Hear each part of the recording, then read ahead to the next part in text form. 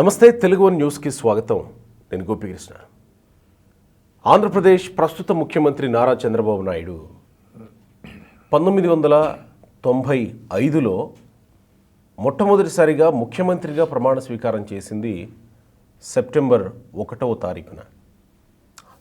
రేపు రాబోతున్న సెప్టెంబర్ 1కి 29 ఏళ్ళు పూర్తి చేసుకుని 30 ఏళ్ళు నారా చంద్రబాబు నాయుడు ముఖ్యమంత్రిగా ప్రమాణ స్వీకారం చేసి 30వ ఏట అడుగుపెడుతున్నారు. 30వ ఏట అడుగుపెడుతున్న సందర్భంలో ఈరోజు ఆయన విభజిత ఆంధ్రప్రదేశ్కి ముఖ్యమంత్రిగా 3 నెలల కిందట బాధ్యతలు మళ్ళీ చేపట్టారు. ఇక్కడ మనం ప్రత్యేకంగా ఈరోజు చర్చించుకోవాల్సిన అంశం ఏంటంటే 1995లో మొట్టమొదటిసారిగా చంద్రబాబు నాయుడు ప్రమాణ స్వీకారం చేశారు, పరిపాలించారు. ఇప్పుడు మళ్ళీ ఆయన 4వసారి ముఖ్యమంత్రిగా బాధ్యతలు స్వీకరించారు. స్వీకరించిన తర్వాత పదే పదే చెప్తున్న అంశం అనేక సందర్భాల్లో అనేక సభల్లో నన్ను మళ్ళీ 95 ముఖ్యమంత్రిగా చూస్తారు, CBN 1.0 అని మళ్ళీ చూస్తారు అని చెప్తా ఉన్నారు. అసలు ఏంటి ఈ CBN 1.0? 1995 ముఖ్యమంత్రి ఏంటి? 1995లో ముఖ్యమంత్రిగా బాధ్యతలు స్వీకరించిన తర్వాత 2 ఏళ్లలోనే ఆయనకి దేశస్థాయి గుర్తింపు ఎలా వచ్చింది? ఆయనేమి సినీ గ్లామర్ ఉన్నటువంటి ప్రజాదరణ లేకపోతే ప్రజాభిమానం అవ్యాజ్యంగా ఉన్నటువంటి వ్యక్తి కాదు. అప్పటి వరకు ఒక మంత్రిగా ఆయన బాధ్యతలు స్వీకరించారు. అంతకుముందు ఏమీ ఆయనకు పొలిటికల్ బ్యాక్గ్రౌండ్ లేదు. ఆయనే రాజకీయాల్లోకి వచ్చారు. వాళ్ళ ఇంట్లో కూడా ఆయనే ఎమ్మెల్యేగా మంత్రిగా బాధ్యతలు స్వీకరించారు. ఆ తర్వాత ఆయన 83లో ఓడిపోయిన వ్యక్తి కూడా. 95లో ముఖ్యమంత్రిగా బాధ్యతలు స్వీకరించిన ఆ సందర్భం కూడా చర్చనీయాంశమే.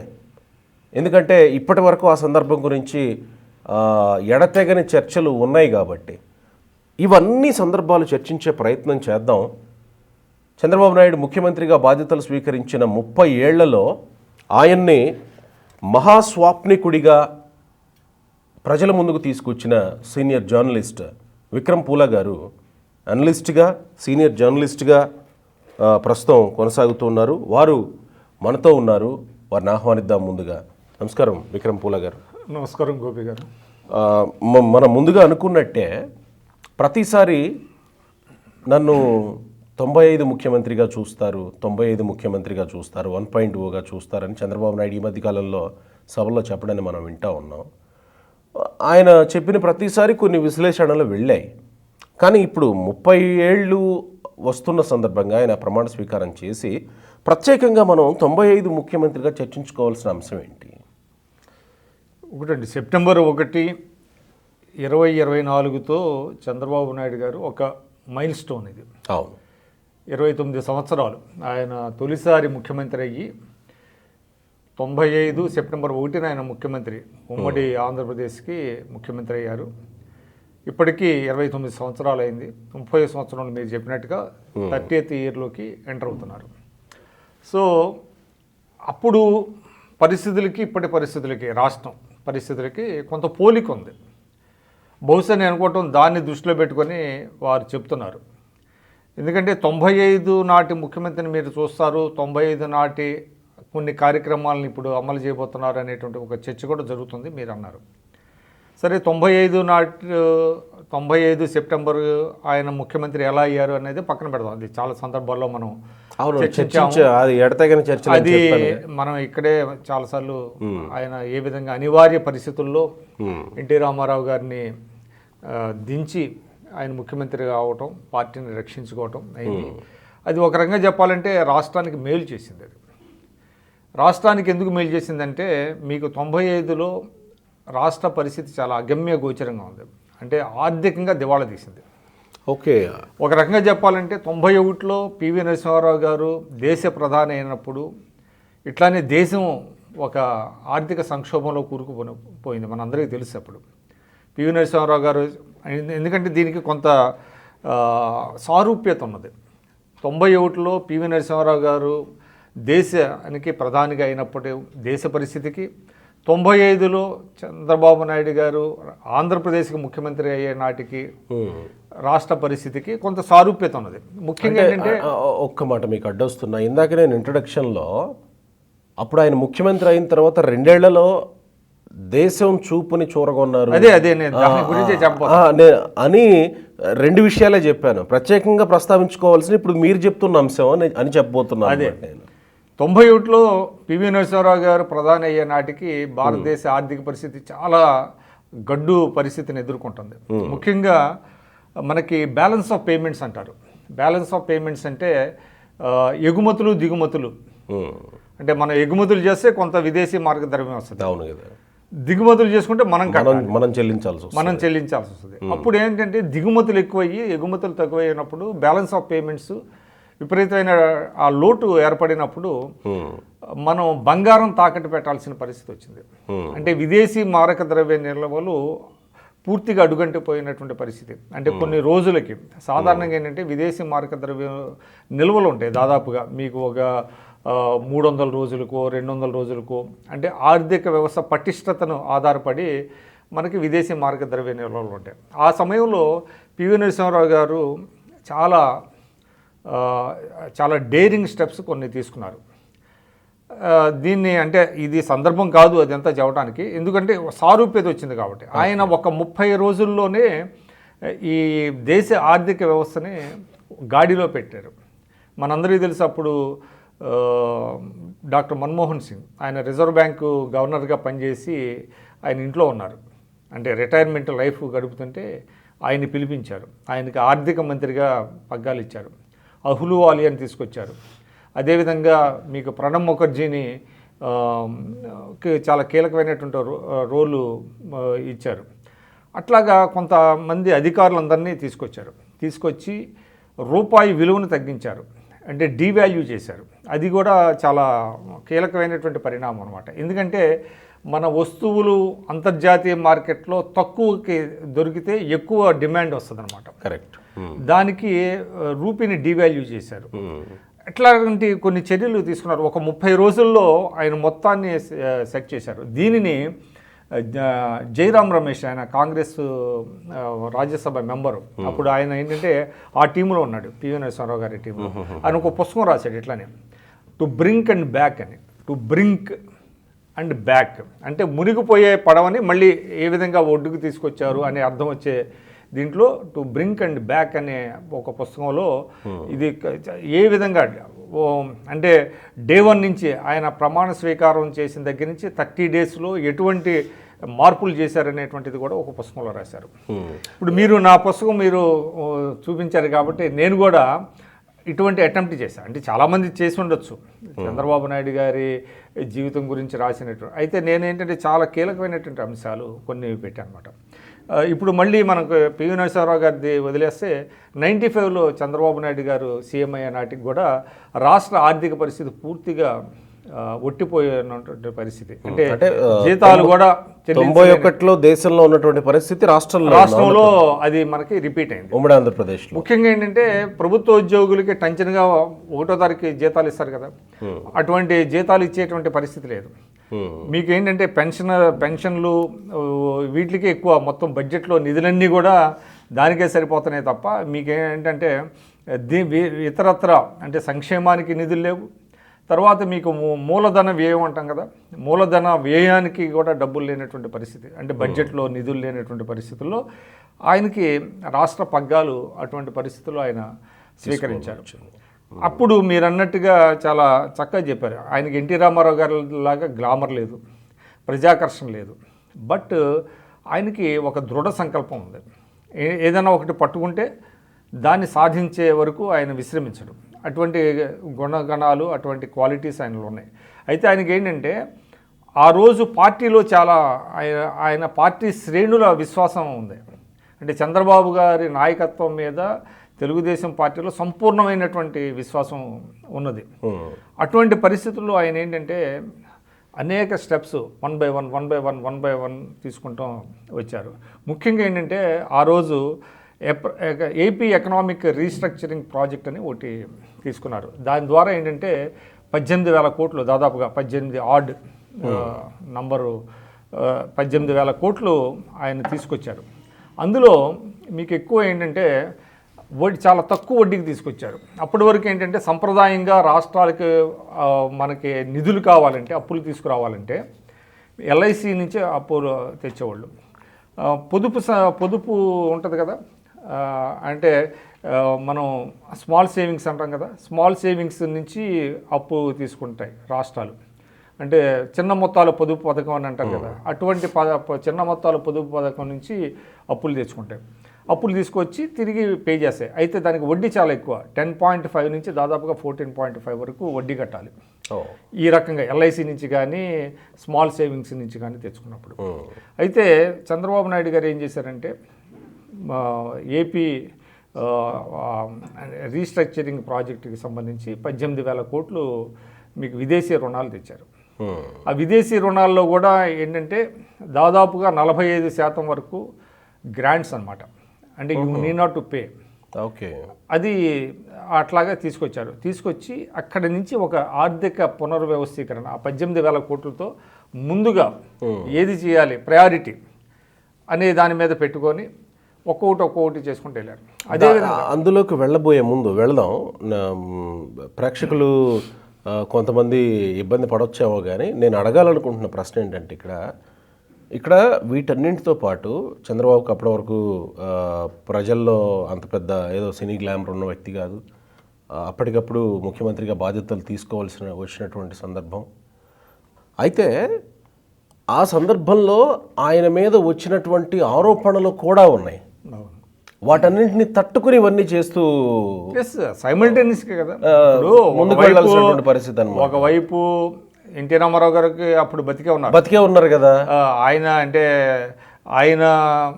అంటే ఆ పార్టీ కూడా కొంత అంటే తెలుగుదేశం గ్రూపు అన్న ఎన్టీఆర్ పార్టీ ఉంది, అదేవిధంగా కాంగ్రెస్ పార్టీ బలంగానే ఉంది.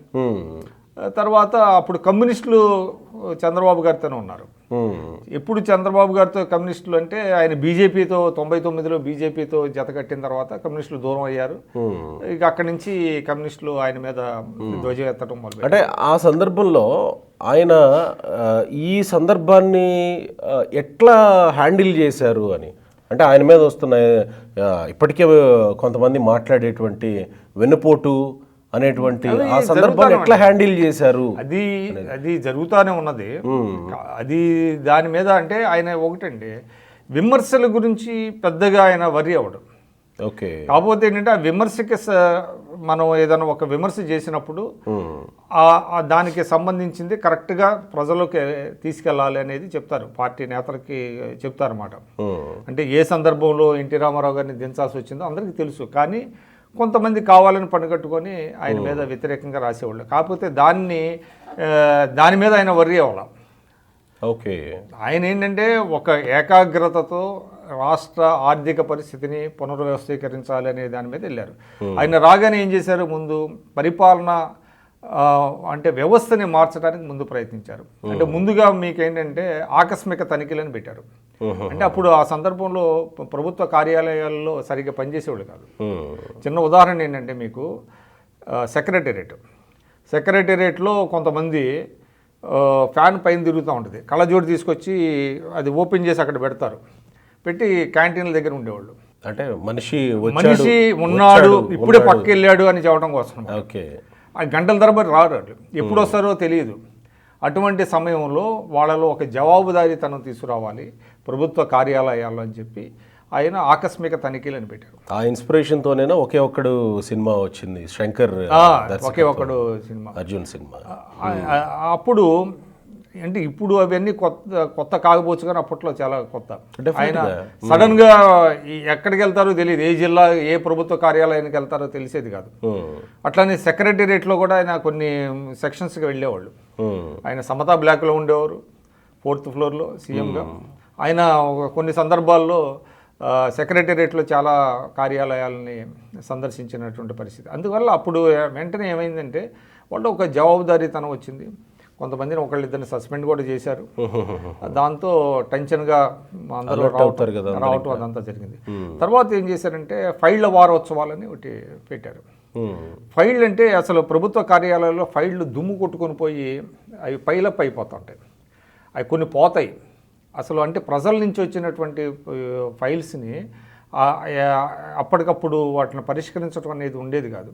అట్లాగా ఆయన ఫైళ్ళ వారోత్సవాలు అని చెప్పి ప్రతి వారం ఆ ఫైల్స్ని తీసుకొచ్చి వాటిని పరిష్కరించాలి, ప్రజల సమస్యల్ని పరిష్కరించాలి అనేది ఒకటి పెట్టారు. అది దానికి చాలా అనూహ్యమైనటువంటి స్పందన వచ్చింది. ఆ బూజు దులిపి ఆ ఫైళ్ళు ప్రభుత్వ కార్యాలయాలు అట్లా ఉండేది అన్నమాట. అప్పుడు ఏం చేశారంటే ఆ ప్రభుత్వ కార్యాలయాల్లో కూడా డస్ట్ ఉండేది. అంటే దాన్ని కూడా పరిశుభ్రత చేయించేవాళ్ళు. ఎక్కడెక్కడ ప్రతి ఆఫీసు కూడా పరిశుభ్రంగా ఉండాలి, ఎవరైనా వస్తే కూర్చోవడానికి చక్కగా ఉండాలి అనేటువంటిది కూడా తీసుకొచ్చారు. అట్లా ఫైల్ వారోత్సవాలు పెట్టారు. ఆ తర్వాత ప్రజల వద్దకే పరిపాలన అనేటువంటి ఒక కార్యక్రమాన్ని తీసుకున్నారు. అంటే అధికారులందరూ కూడా ప్రజల దగ్గరికి వెళ్ళాలి. ప్రజలందరూ వచ్చి అధికారుల చుట్టూ తిరగటం కాదు, అధికారులే ప్రజల చుట్టూ తిరగాలి. That is the real democracy. కాబట్టి వీళ్ళందరూ మీరే వెళ్ళాలి. వెళ్ళి అట్లాగా అధికారులు కాలనీలు వెళ్ళటం, తర్వాత ప్రతి డోర్ టు డోరు వెళ్ళి చేయటం, ఇవన్నీ కూడా అనమాట. వాళ్ళు ఇప్పుడు అక్కడేమీ వ్యతిరేకత రాలేదే సార్? ఇప్పటివరకు ఎవరు ఇట్లా చేయించలేదు. అంటే ఫ్రిక్షన్ వస్తుందండి మీకు. ఆ ఫ్రిక్షన్ అనేది ఎప్పుడు ఉంటుంది అంటే మీకు ఏంటంటే దురదృష్టవశాత్తు మన దేశంలో ఒక యథాతథ స్థితి అంటారు. యథాతథ స్థితికి స్టేటస్ కో మెయింటైన్ చేయడానికి అలవాటు పడతారు. కానీ ఎప్పుడైతే మీరు ఆ చేంజ్ అనేది అవసరం, ఆ చేంజ్ వచ్చినప్పుడు ఒక ఫ్రిక్షన్ వస్తుంది. అడ్డుకునే శక్తులు కొన్ని ఉంటాయి.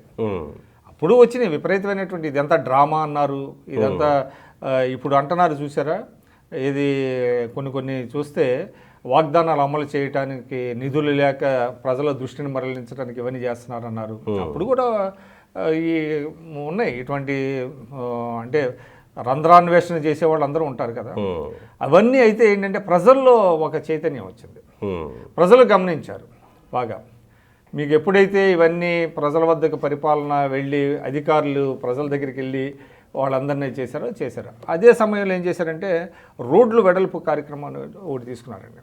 ప్రతి టౌన్లో ప్రతి చోట అప్పట్లో ఇరుకిరుకు రోడ్లు ఉండేవి. అవును, హైవే కూడా సింగిల్ దీని మీద ఆ ఊళ్ళోంచి బస్సులు వెళ్ళేవి. అవును, ఆ ఒక ఊళ్ళోంచి బస్సు వెళ్ళాలంటే దాదాపు 1 గంట సమయం పట్టేది. అప్పుడు ఆయన ఏం చేశారంటే రోడ్లు వెడల్పు కార్యక్రమం తీసుకున్నారు. ఎక్కడెక్కడ కొట్టేశారు, ఆక్రమణలన్నీ తొలగించారు. అప్పటి వరకు ఆక్రమణలు తొలగించిన వాళ్ళు అనేవాళ్ళు లేరు. అది మొదట్లో పార్టీ నేతలు కూడా కొంత కంగారు పడ్డారు, దీనివల్ల మనకి వ్యతిరేకత వస్తుంది, ఓట్లు పోతాయని. ఆయన కూడా ఆయన వినిపించుకోవాలి. తర్వాత ఏం చేశారంటే బైపాస్ వేశారు. అవును, బైపాస్ రోడ్లు కూడా చంద్రబాబు గారి హయాంలోనే వచ్చినాయి. అంటే ఊళ్ళోంచి వెళ్ళకుండా బస్సు అట్లా వెళ్ళిపోతుంది అనమాట. వెళ్ళి అంటే ప్రజలకి ఇన్కన్వీనియన్స్ లేకుండా, ట్రాఫిక్ జామ్స్ లేకుండా చేశారు. తర్వాత ఫ్లైఓవర్లు, బ్రిడ్జిలు నిర్మించడం, ఇవన్నీ చేశారు. ఆ విధంగా ఒక పరిపాలన సంస్కరణలో తర్వాత మీకు ఏంటంటే టెక్నాలజీని ఉపయోగించుకోవటం. ఫస్ట్ ఆఫ్ ఆల్ ఏంటంటే టెక్నాలజీ అప్పటి వరకు కంప్యూటర్లు అంటే పెద్దగా ఎవరికి తెలియదు. మొత్తం అంటే ప్రభుత్వంలో 45 కీలక శాఖలు ఉంటాయండి. ఫస్ట్ ఏంటంటే మొదట ఒక 20 కీలక శాఖలని కంప్యూటరైజేషన్ చేయించడం మొదలుపెట్టారు. అప్పుడు విదిన్ 2 ఇయర్స్లోనే జరిగింది. ఇవన్నీ 2 ఇయర్స్లోనే ఓకే చేశారు. కంప్యూటరైజేషన్ చేసి అనుసంధానం. అప్పుడు కార్డు ప్రాజెక్ట్ అని, ఇప్పుడు రవాణా శాఖలో వెంటనే మీకు వెళ్ళిన వితిన్ గంటకి 2 గంటలకే కార్డు ప్రాజెక్టులో కొన్ని ఇది వచ్చేది, లైసెన్స్ రావటం, ఇవన్నీ కూడా. తర్వాత మీకు ఏంటంటే క్యాస్ట్ సర్టిఫికేట్ రావటం.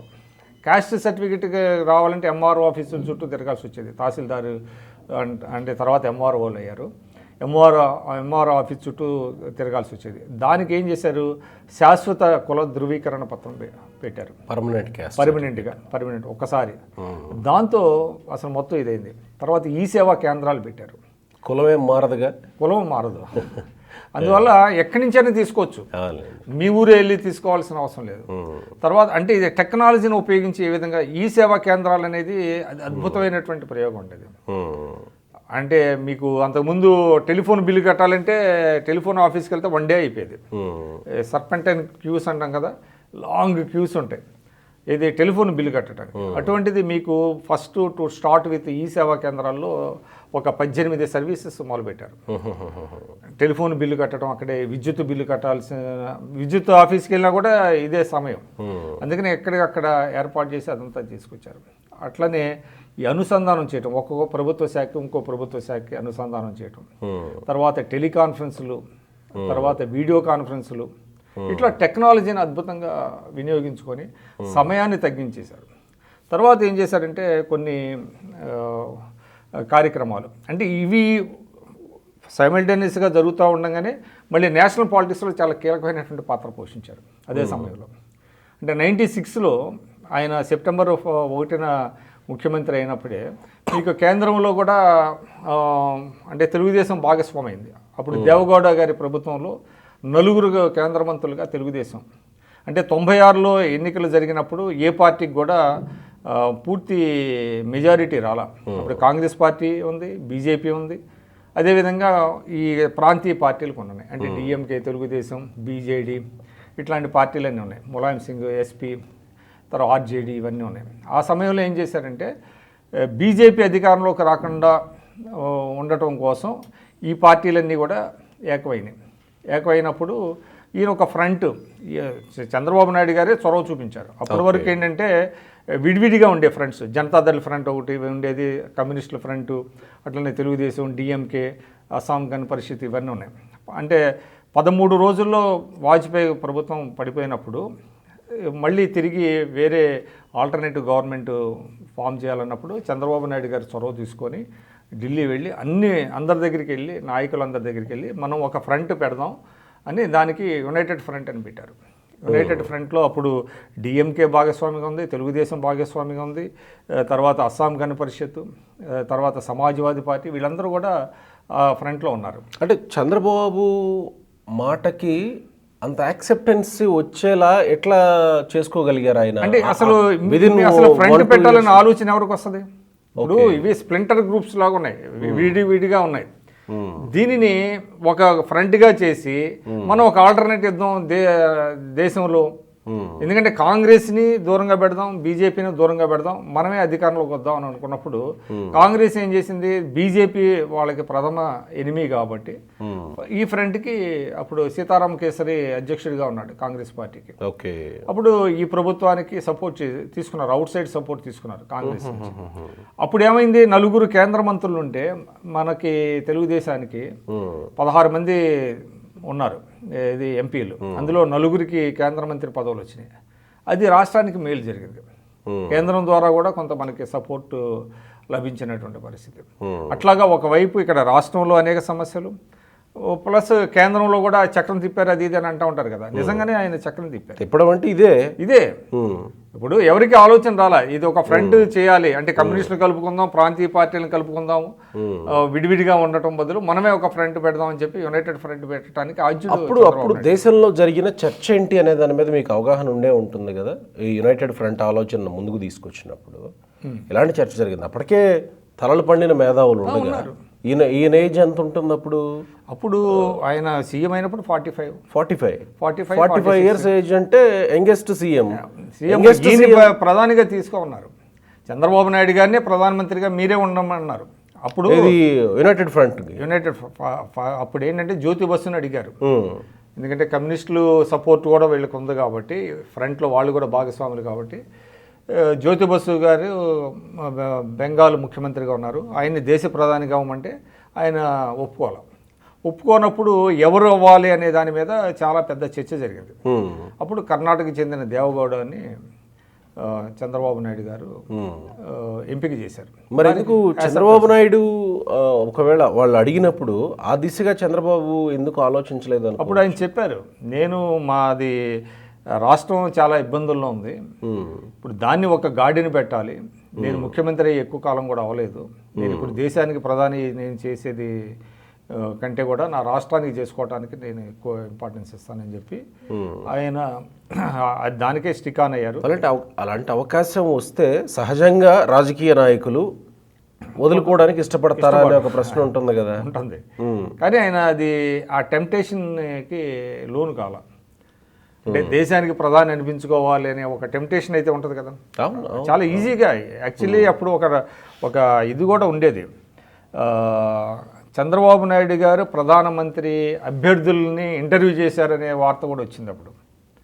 ఆంధ్రభవన్లో కూర్చొని యూఎఫ్కి ఎవరైతే ప్రధానమంత్రి పదవికి ఉంటారనేది ఆయన పిలిపించుకొని ఆయన ఇంటర్వ్యూలు చేశారు కొంతమంది. నేను అంటే దేవగౌడని మరి ఎంపిక చేసే ముందు చాలా పేర్లు వచ్చినాయి. ములాయం సింగ్ యాదవ్ వచ్చింది, తర్వాత లాలూ ప్రసాద్ యాదవ్ పేరు వచ్చింది, ఇట్లా కొన్ని పేర్లు వచ్చినాయి. దేవగౌడ అని పెట్టారు. దేవగౌడ దిగిపోవాల్సిన సమయంలో కూడా మళ్ళీ ఎవరు అనేది చర్చ వచ్చింది. అంటే అప్పుడు సీతారాం కేసరికిను ఆయనకి పడక దేవగౌడకి మద్దతు ఉపసంహరించారు కాంగ్రెస్ పార్టీ.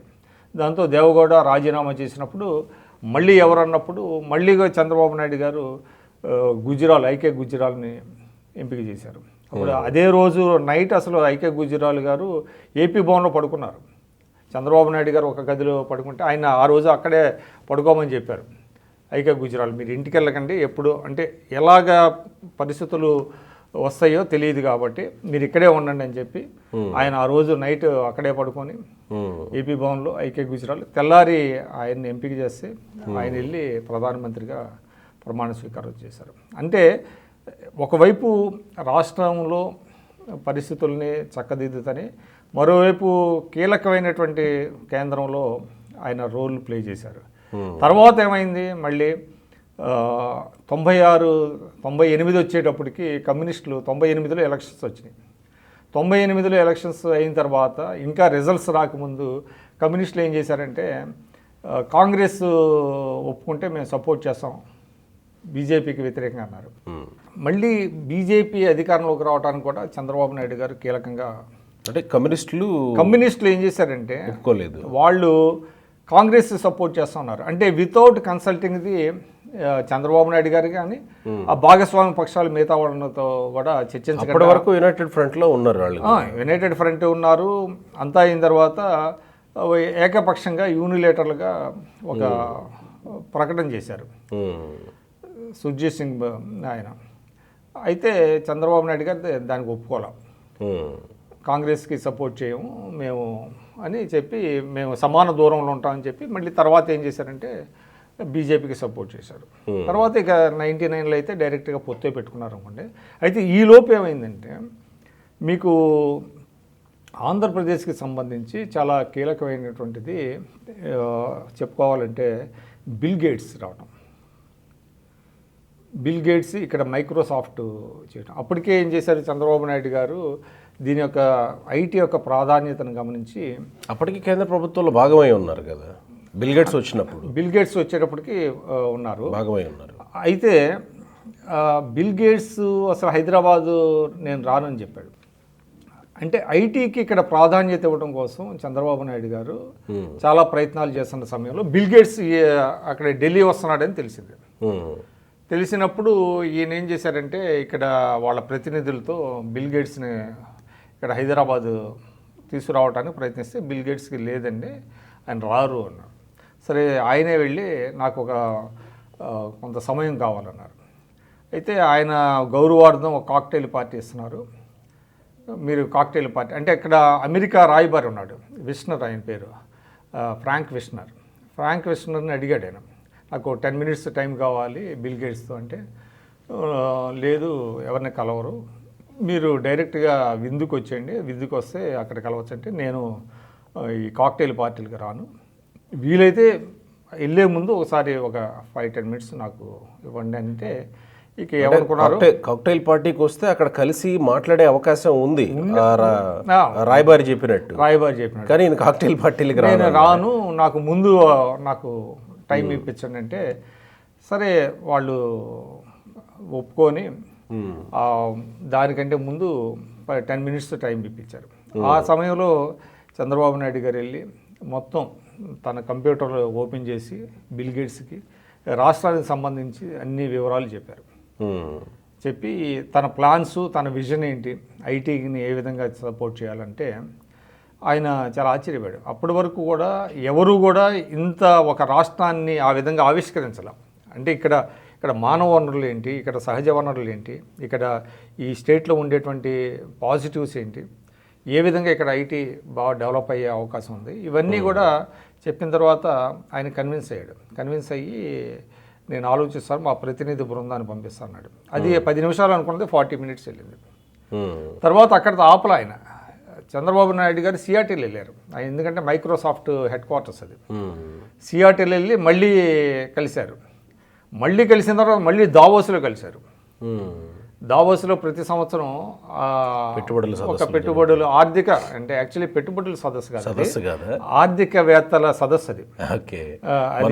ఎకనామిక్ ఫోరం అంటాం. వాడుకలో పెట్టుబడుల సదస్సు అయిపోయింది అది. అంటే నిజమే అది. అక్కడ అంటే ఎకనామిక్ ఫోరము, ఆ ఫోరం సందర్భంగా అక్కడ పెట్టుబడులని మనం ఆకర్షించడానికి మిగతా వాళ్ళందరితో కలిసి చర్చలు, మన పెవిలియన్ ఏర్పాటు చేసి మన స్టేట్కి సంబంధించినవన్నీ చేయడం ఇదంతా జరుగుతుంది అన్నమాట. అది that is Davos economic forum అది.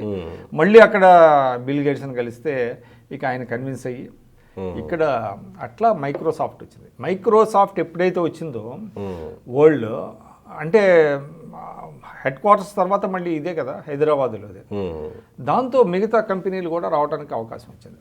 అంటే అది ఒక గేమ్ చేంజర్ అంటాం కదా, గేమ్ చేంజర్ లాగా ఉపయోగపడింది. అంటే దేశంలోనే గేమ్ చేంజర్, దేశంలోనే గేమ్ చేంజర్. అంటే ఒకటి యునైటెడ్ ఫ్రంట్లో చంద్రబాబు పోషించిన పాత్ర ఒక ఇది అయితే, అంటే దేశం దృష్టిని ఆకర్షించడానికి ఒక కారణం అయితే, రెండవది బిల్ గేట్స్ను ఒప్పించి మైక్రోసాఫ్ట్ తీసుకురావడం రెండవ ఇట్లాంటి 2-3 ఉన్నాయండి. ఇదే కాదు, మీకు జేమ్స్ ఉల్ఫెన్సన్, ఆయన వరల్డ్ బ్యాంక్ ప్రెసిడెంట్, ఆయన్ని ఒప్పించి రాష్ట్రానికి అప్పు తీసుకురావటం అన్నమాట. అది కూడా అప్పట్లో ఏమైందంటే పోఖ్రాన్ అణు పరీక్షలు చేసిందని ఎంబార్గో ఉంది ఇండియా మీద. అంటే అప్పులు ఇవ్వకూడదని చెప్పి ఆంక్షలు పెట్టారు ఐఎంఎఫ్ కానీ వరల్డ్ బ్యాంక్ కానీ. ఎందుకంటే పోఖ్రాన్ అణు పరీక్షలు జరిగినాయి రాజస్థాన్లో. పోఖ్రాన్ అని ఉంది కదా, అక్కడ మన దేశం అణు పరీక్షలు చేసింది భారతదేశం అని వాళ్ళు ఏం చేశారంటే ఎంబార్గో విధించారు. అటువంటి సమయంలో కూడా ఉల్ఫెన్సన్ ఢిల్లీ వస్తే బాబు గారు వెళ్ళి ఆయనకు ఒక పవర్ పాయింట్ ప్రజెంటేషన్ ఇచ్చారు. ఫస్ట్ పవర్ పాయింట్ ప్రజెంటేషన్ ఇచ్చిన సీఎం చంద్రబాబు నాయుడు గారు. ఇప్పుడు చాలామంది అదేదో పవర్ పాయింట్ ప్రజెంటేషన్ అంటే ఇప్పుడు అది చాలా తేలిక అవ్వచ్చు. ఆ రోజు అసలు రాష్ట్రానికి సంబంధించి ఎంతమంది ఉద్యోగులు ఉన్నారో ఒక నంబర్ ఉండేది కాదు. ఏ ముఖ్యమంత్రి చెప్పగలిగే పరిస్థితి ఉండేది కాదు. అటువంటిది మొత్తం కంప్యూటరైజేషన్ చేయించారు కదా ఈ రాష్ట్రంలో. లిటరసీ రేట్ అంతా, అదేవిధంగా ఎంతమంది ఉద్యోగులు ఉన్నారు, ప్రైవేట్ రంగంలో ఏ విధంగా ఉన్నారు, స్కిల్స్ ఏమున్నాయి, ఇట్లాంటివన్నీ కూడా ఒక ½ అన్ అవర్ ఆయనకి పవర్ పాయింట్ ప్రజెంటేషన్ చేస్తే మీకు వన్స్ అది అయిపోయిన తర్వాత స్టాండింగ్ ఓవేషన్ వచ్చింది. అందరూ చప్పట్లు కొట్టారు. లైట్లు ఎరగగానే మొత్తం, అంటే ఒక ముఖ్యమంత్రి ఆ విధంగా ఒక రాష్ట్రాన్ని ఏ విధంగా ఆవిష్కరించారు అనేది. ఇంతకుముందు బిల్ గేట్స్కి అయితే ఎట్లయితే చేశారో ఇక్కడ ఉల్ఫెన్సన్ కూడా. అప్పుడు వెంటనే ఉల్ఫెన్సన్ రాష్ట్రానికి 10,000 crores ఎంతో అప్పు గ్రాంట్ చేశారు. ఓకే. లేకపోతే అది వచ్చేది కాదు. అప్పుడున్న పరిస్థితుల్లో మీకు వనరుల సమీకరణ చాలా కష్టంగా ఉండేది. అంటే యాక్చువల్గా కొంతమంది క్రాస్ క్వశ్చన్స్ అడిగేవాళ్ళు ఇక్కడ ఒక ప్రశ్న అడగచ్చేమో అని అనిపించింది, బట్ దానికి క్లారిటీ ఇచ్చేసారు మీరు. ఆ ప్రశ్న ఏంటంటే, నేరుగా ప్రొసీజర్ ప్రకారం వెళితే అయిపోద్ది కదా, బ్యాంక్ ప్రెసిడెంట్ని కలవాల్సిన అవసరం ఏమొచ్చింది, ఆయనతో మాట్లాడాల్సిన ఎంబార్గో ఉంది కదా. ఎగ్జాక్ట్లీ ఈ రీజన్ తెలియక కొంతమంది అట్లా ప్రశ్నించే అవకాశం. అది అంతే కాదండి, అప్పటి వరకు మీకేంటంటే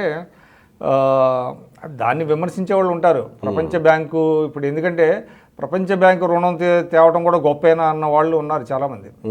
కానీ ఎంత అది కష్టమో తర్వాత తెలిసి, అది ఎలాంటి పరిస్థితుల్లో తీసుకొచ్చారనేది చాలా ఇంపార్టెంట్. ఇదే రాజశేఖర రెడ్డి గారు, రోసి గారు వీళ్ళంతా తెగ మాట్లాడేవాళ్ళు అసెంబ్లీలో కూడా. ఇది పుట్టిన ప్రతి పిల్లవాడికి ఉగ్గుపాలులాగా అప్పులు చేస్తున్నారు మీరని. యాక్చువల్లీ చెప్పాలంటే ఆయన 9 సంవత్సరాలు ముఖ్యమంత్రిగా ఉంటే ఆన్ యావరేజ్న సంవత్సరానికి 4,500,000 కోట్లు మాత్రమే తెచ్చారు. అంటే 9 సంవత్సరాల్లో మొత్తం ఆయన 40,000 కోట్లు మాత్రం అప్పు చేశారు. అంటే ఇప్పుడు ఒక నెల రోజులకు చేసే అప్పు 4,000 కోట్లు, 4,500,000 కోట్లు ఆన్ యావరేజ్న సంవత్సరానికి. అదే రాజశేఖర రెడ్డి గారు 2004లో ముఖ్యమంత్రి అయిన తర్వాత ఏటా 10,000 కోట్లు తీసుకొచ్చారు. ఆయన ముఖ్యమంత్రిగా ఉన్న కొన్ని నెలలు కదా తర్వాత ఆన్ యావరేజ్న మీకు అప్పుడు చూస్తే ఆ అప్పు 50,000 నుంచి 60,000 కోట్ల వరకు వెళ్ళింది. ఎందుకు నేను చెప్తున్నానంటే, ప్రపంచ బ్యాంకుని ఎవరైతే విమర్శించారో, ప్రపంచ బ్యాంకు అప్పు ఏంటి, ప్రపంచ బ్యాంకు కండిషనాలిటీస్కి లోబడి వాళ్ళకి ఊడిగం చేస్తున్నారు, జీతగాడని రకరకాలుగా మాట్లాడారు ఆయన ఏం పట్టించుకోలేం. సో వీటిలన్నిటి వల్ల అంటే అప్పుడు అసలు ప్రతి వాళ్ళు ఎలా వచ్చిందంటే, ఎప్పుడైతే మీకు ఐటీ ఇంపార్టెన్స్ పెరిగిందో ఇక్కడ ఒక మాట ఇక్కడే నేను ఒక్క ప్రశ్నతోటి మిమ్మల్ని ముందుకెళ్లకుండా ఆపుతున్నా, మనం వెళ్దాం మళ్ళీ. ఇక్కడ ఏంటంటే ఈ 99లో మళ్ళీ ముఖ్యమంత్రిగా బాధ్యతలు చేపట్టిన తర్వాత చంద్రబాబు నాయుడు ప్రపంచ బ్యాంక్ నుంచి మీరేమో 10,000 కోట్లు అన్నారు. ఒక సీనియర్ జర్నలిస్ట్గా పరిగణింపబడుతున్న ఒక వ్యక్తి తెలంగాణ నుంచి 90,000 కోట్ల రూపాయలు చంద్రబాబు నాయుడు ప్రపంచ బ్యాంక్ నుంచి అప్పు తీసుకొచ్చాడు. ఆ 90,000 కోట్ల రూపాయలని కమ్మ సామాజిక వర్గం బాగు కోసం ఉపయోగించాడు, మొత్తం కమ్మ సామాజిక వర్గానికి అంతా దోచిపెట్టాడు అని ఒక ఆయన కామెంట్ చేసి నేను కూడా చూశానండి. అంటే ఎంత మరి వాళ్ళని ఏమన్నాలో కూడా నాకు అర్థం కాదు. సరే మనం ఏదన్నా అంటే మళ్ళీ వాళ్ళు మాట్లాడతారు, అదంతా వేరే సంగతి. కానీ పర్సెప్షన్స్ మీద మాట్లాడకూడదండి, మీకు ఫ్యాక్ట్స్ ఉండాలి.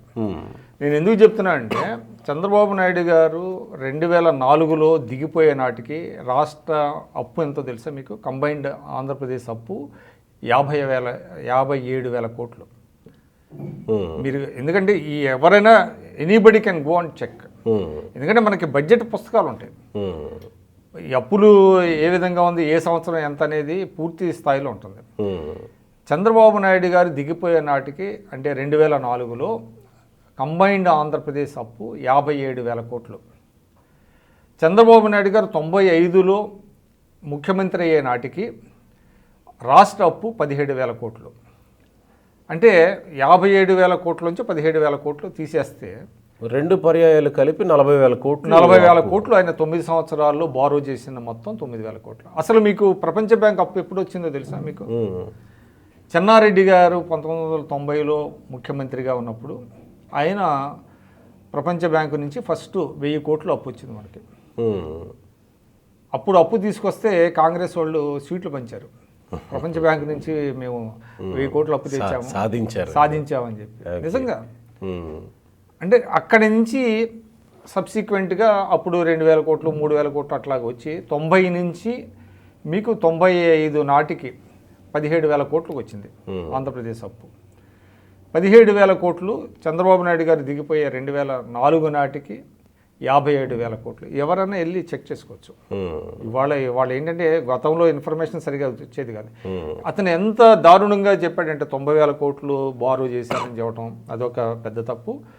వచ్చిన అది ఏదో ఒక సామాజిక వర్గం ఎవరు ఎలా చేస్తారండి? దేనికి ఖర్చు పెట్టారు? ఇది అక్షరాస్యతకు ఖర్చు పెట్టారు, ప్రాజెక్టులకు ఖర్చు పెట్టారు, సాగునీటి ప్రాజెక్టులకు ఖర్చు పెట్టారు, రోడ్ల నిర్మాణానికి ఖర్చు పెట్టారు.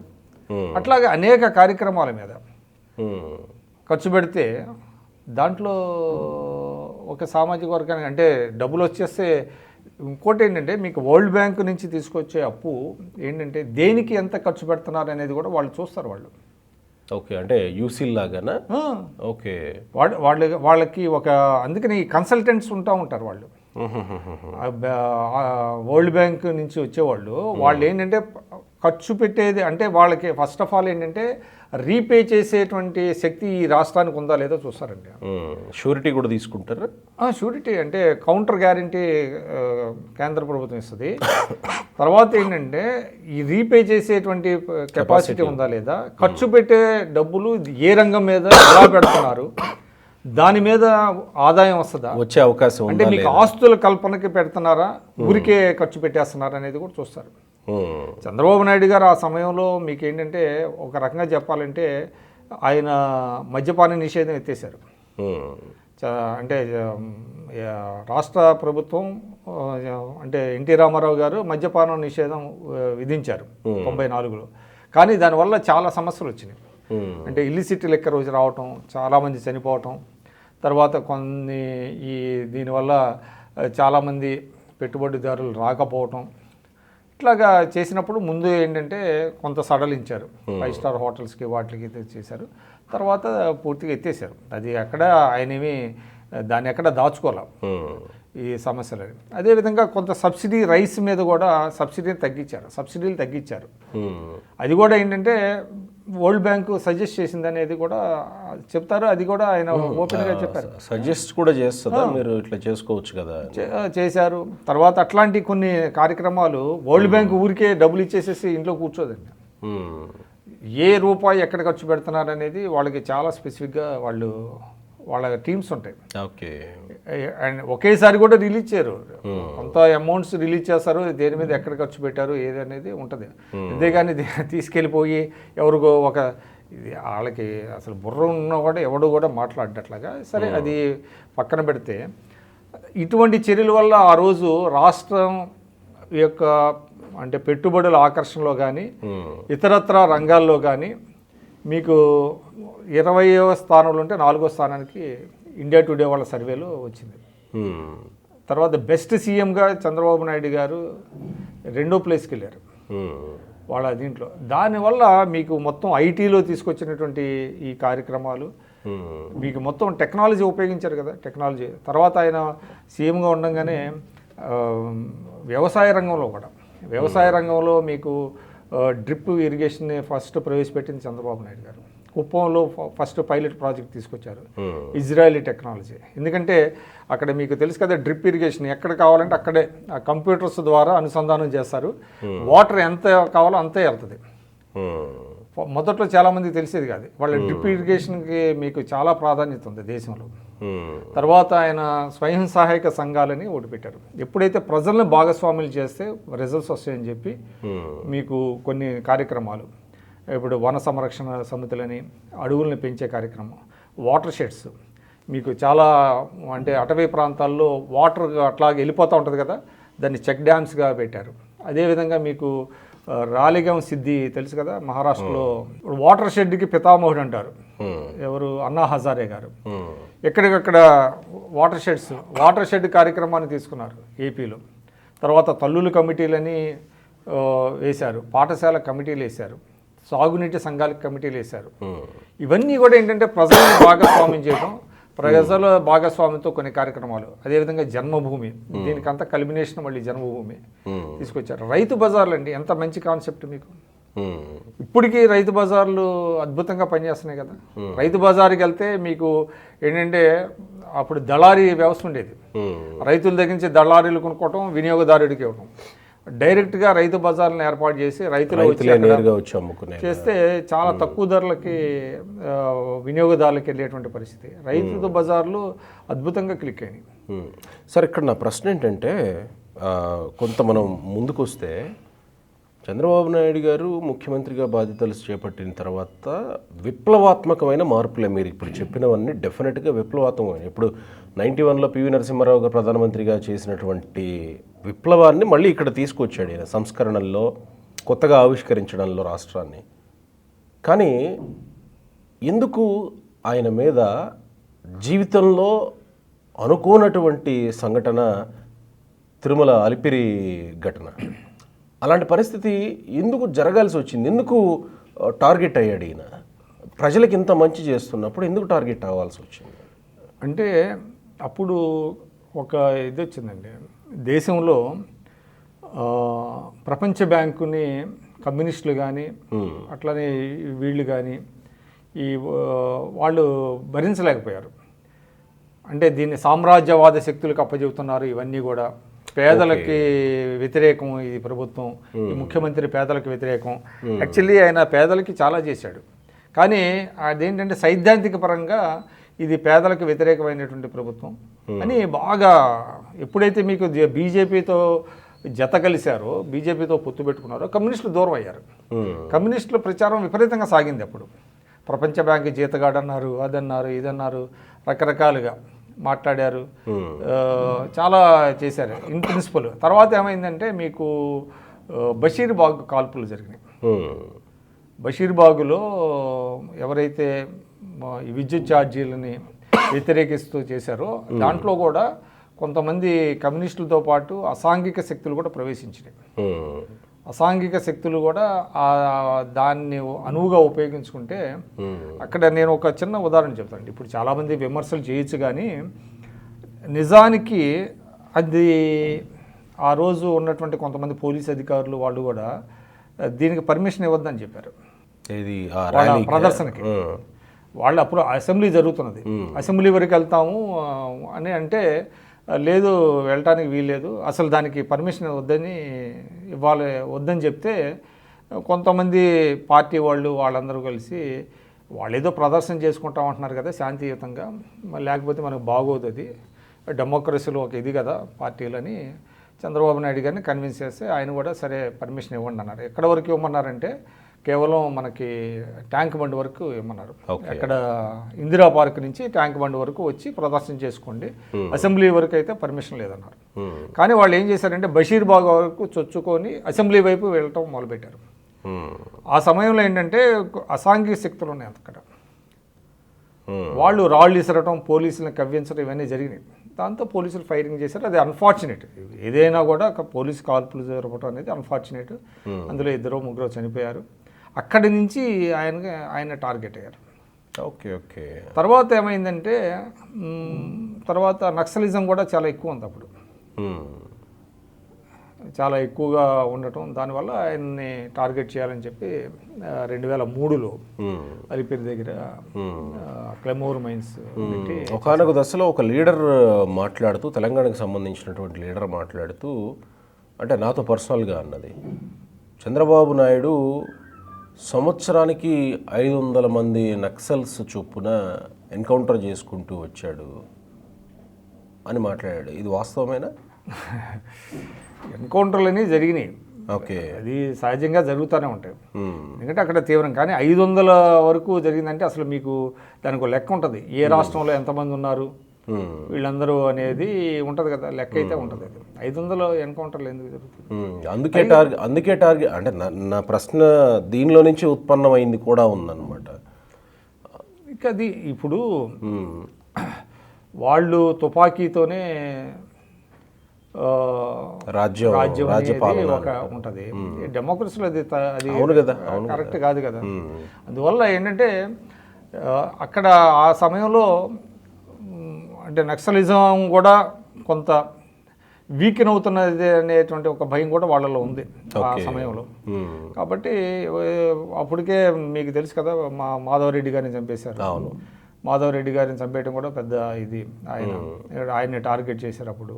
సరే, ఆయన బాధ్యుడి కింద ఈ ఎన్కౌంటర్లకి. సో అది డిఫరెంట్ సబ్జెక్ట్. ఇవన్నీ సవాళ్ళు, అంటే పరిపాలనలో ఎదురైనటువంటి సవాళ్ళు ఇవన్నీ కూడా చాలా సవాళ్ళు ఎదురైనాయి. మామూలుగా మీకు పూల పాన్పులాగా రాలా ఆయనకి. వితిన్ ది పార్టీలో ఆ రోజు సమస్యలు వచ్చినాయి. అంటే తెలుగుదేశంలో ఎన్టీ రామారావు గారి గ్రూపు, లక్ష్మీపార్వతి గారి గ్రూపు నుంచి సమస్యలు, కాంగ్రెస్ పార్టీ నుంచి సమస్యలు, మీరు అన్నట్టుగా తీవ్రవాదుల నుంచి సమస్యలు, కమ్యూనిస్టులు బీజేపీతో కలిసిన తర్వాత కమ్యూనిస్టులు విపరీతమైనటువంటి ఈ జన్మభూమి కార్యక్రమాల్లో చాలా ఇబ్బందులు పెట్టేవాళ్ళు. వాళ్ళు గ్రామ సభలను అడ్డుకోవటం, ఎందుకంటే ఛార్జీలు పెంచారని చెప్పి. నిజానికి ఆ రోజు కనుక ఆయన విద్యుత్ రంగంలో కనుక సంస్కరణలు తీసుకురాకపోతే కొలాప్స్ అయిపోయేది. తర్వాత ప్రభుత్వాలు ఉచిత విద్యుత్ ఇవ్వడానికి కారణం ఏంటంటే ఆ రోజు విద్యుత్ రంగంలో ప్రవేశపెట్టినటువంటి సంస్కరణలే.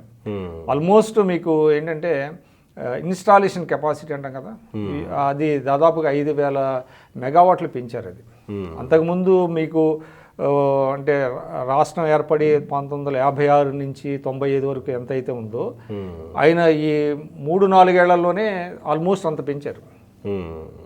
మనకి దాదాపుగా అప్పటికి 10,500 మెగావాట్లు వచ్చింది. అది అంతకుముందు ఒక 5,500-6,000 మెగావాట్లు ఉండేది ఇన్స్టాలేషన్ కెపాసిటీ. దాన్ని మీకు 10,500 మెగావాట్లు తీసుకొచ్చారు. తర్వాత ఇంకోటి ఏంటంటే T&D లాసెస్ అంటాం, అంటే ట్రాన్స్మిషన్ డిస్ట్రిబ్యూషన్ లాసెస్ ఉండేవి, విపరీతంగా ఉండేది. అంటే లైన్స్ సరిగా లేకపోవటం, వైర్లు పాత పడిపోవటం, ట్రాన్స్ఫార్మర్లు సరిగా లేకపోవటం, ఇవన్నీ కూడా ఆ T&D లాసెస్ని బాగా తగ్గించారు. ఓకే, అంటే దాదాపుగా 30% ఉన్న T&D లాసెస్ని దాదాపుగా మీకు 10-15% తీసుకొచ్చారు. దానివల్ల ఎంత ఉపయోగం అంటే మీకు మోటార్లు కాలిపోయాయి. పల్లెటూర్లలో ఊరికే మోటార్లు కాలిపోతాయి, ఎందుకంటే మీకు ఫ్లక్చుయేషన్స్ వస్తాయి. దానివల్ల మీకు విపరీతంగా ఇవి ట్రాన్స్ఫార్మర్లు పెట్టారు. ప్రతి ఊరికి మంచి ట్రాన్స్ఫార్మర్లు పెట్టి చాలా క్వాలిటీ పవర్ ఇచ్చారు. దానివల్లనే చాలా అద్భుతమైనటువంటి ఫలితాలు వచ్చినాయి. అది కనుక మీకు విద్యుత్ రంగంలో ఆ రోజు ఆయన ఆ సంస్కరణలు చేపట్టకపోతే మొత్తం విద్యుత్ రంగం కుప్పకూలిపోయేది. సో 95 నుంచి 2004 వరకు జరిగిన విషయాల మీద మనం ఇప్పటివరకు మాట్లాడాం. ఇక్కడ చంద్రబాబు మనం ముందుగా చెప్పుకున్నట్టు డెఫినెట్గా ఒక ఆవిష్కరణలు చేసిన వ్యక్తిగానే కనపడ్డాడు. 2004లో ప్రజలకు ఎందుకు కనపడలేదు ఆ స్థాయిలో? 2004 ముందు నాటికి కొత్త రకమైనటువంటి సవాళ్ళు వచ్చినాయండి. మీకు అప్పుడు ఏమైందంటే కరువు వచ్చింది వరుసగా 3 ఏళ్ళు. చాలా భయంకరమైనటువంటి కరువు వచ్చింది. ఆ కరువు వల్ల చాలా సమస్యలు వస్తాయి. మీకు తెలుసు కదా, కరువు 3 ఏళ్ళు వరుసగా వచ్చినాయి. అప్పుడు ఉచిత విద్యుత్ ఇవ్వాలని చెప్పి కాంగ్రెస్ పార్టీ చాలా గట్టిగా ఫైట్ చేసింది. మేము అధికారంలోకి వస్తే ఉచిత విద్యుత్ ఇస్తామని వాళ్ళు హామీ ఇచ్చారు. రాజశేఖర రెడ్డి గారు పాదయాత్ర చేసిన సందర్భంలో కూడా ఉచిత విద్యుత్ ఇస్తా ఉన్నారు. ఎప్పుడైతే కరువు వచ్చిందో మీ గ్రామీణ ప్రాంతాల్లో చాలా సమస్యలు వచ్చినాయి. వ్యవసాయంలో ఇబ్బందులు వచ్చినప్పుడు వ్యవసాయ ఆధారిత కులవృత్తులు ఉంటాయి కదా, అక్కడ అది ఒక ట్రాన్సిషన్ పీరియడ్. మీకు ఎప్పుడైతే ప్రపంచీకరణ వస్తుందో, ప్రపంచీకరణ అనేది ఎవరు చంద్రబాబు నాయుడు గారి స్టార్ట్ చేయలేదు. అది అనివార్యంగా ప్రపంచీకరణ మొదలైపోయింది. ఎప్పుడైతే ప్రపంచీకరణ మొదలైనాయో మీకు చేతి వృత్తులకి ఆదరణ పోయింది. అంటే కొండలు ఎవరో వాడరు కదా. ఇప్పుడు పల్లెటూరులో కూడా ఇవాళ కొండలు వాడరు, మిగతా ఈ బుట్టలు ఇట్లాంటి చేతి వృత్తులు వాళ్ళు ఒకప్పుడు బాగా ఫ్లరిష్ అయినటువంటి కుల వృత్తులు కూడా దెబ్బతినిపోయినాయి అనివార్యంగా. దాన్ని ఏం చేశారంటే చంద్రబాబు నాయుడు గారి విధానాలే వీటికి శాపాలైనవి అని ఒక ప్రచారం అయితే బాగా తీసుకొచ్చారు. ఆ కరువు వచ్చింది. అదేవిధంగా ఈ తెలంగాణ అంశం, తెలంగాణ మూమెంట్ వచ్చింది కదా 2001లో. కేసీఆర్ గారు ప్రత్యేక తెలంగాణ వాదన తీసుకొచ్చారు. అది బాగా ప్రజల్లోకి తీసుకెళ్లారు.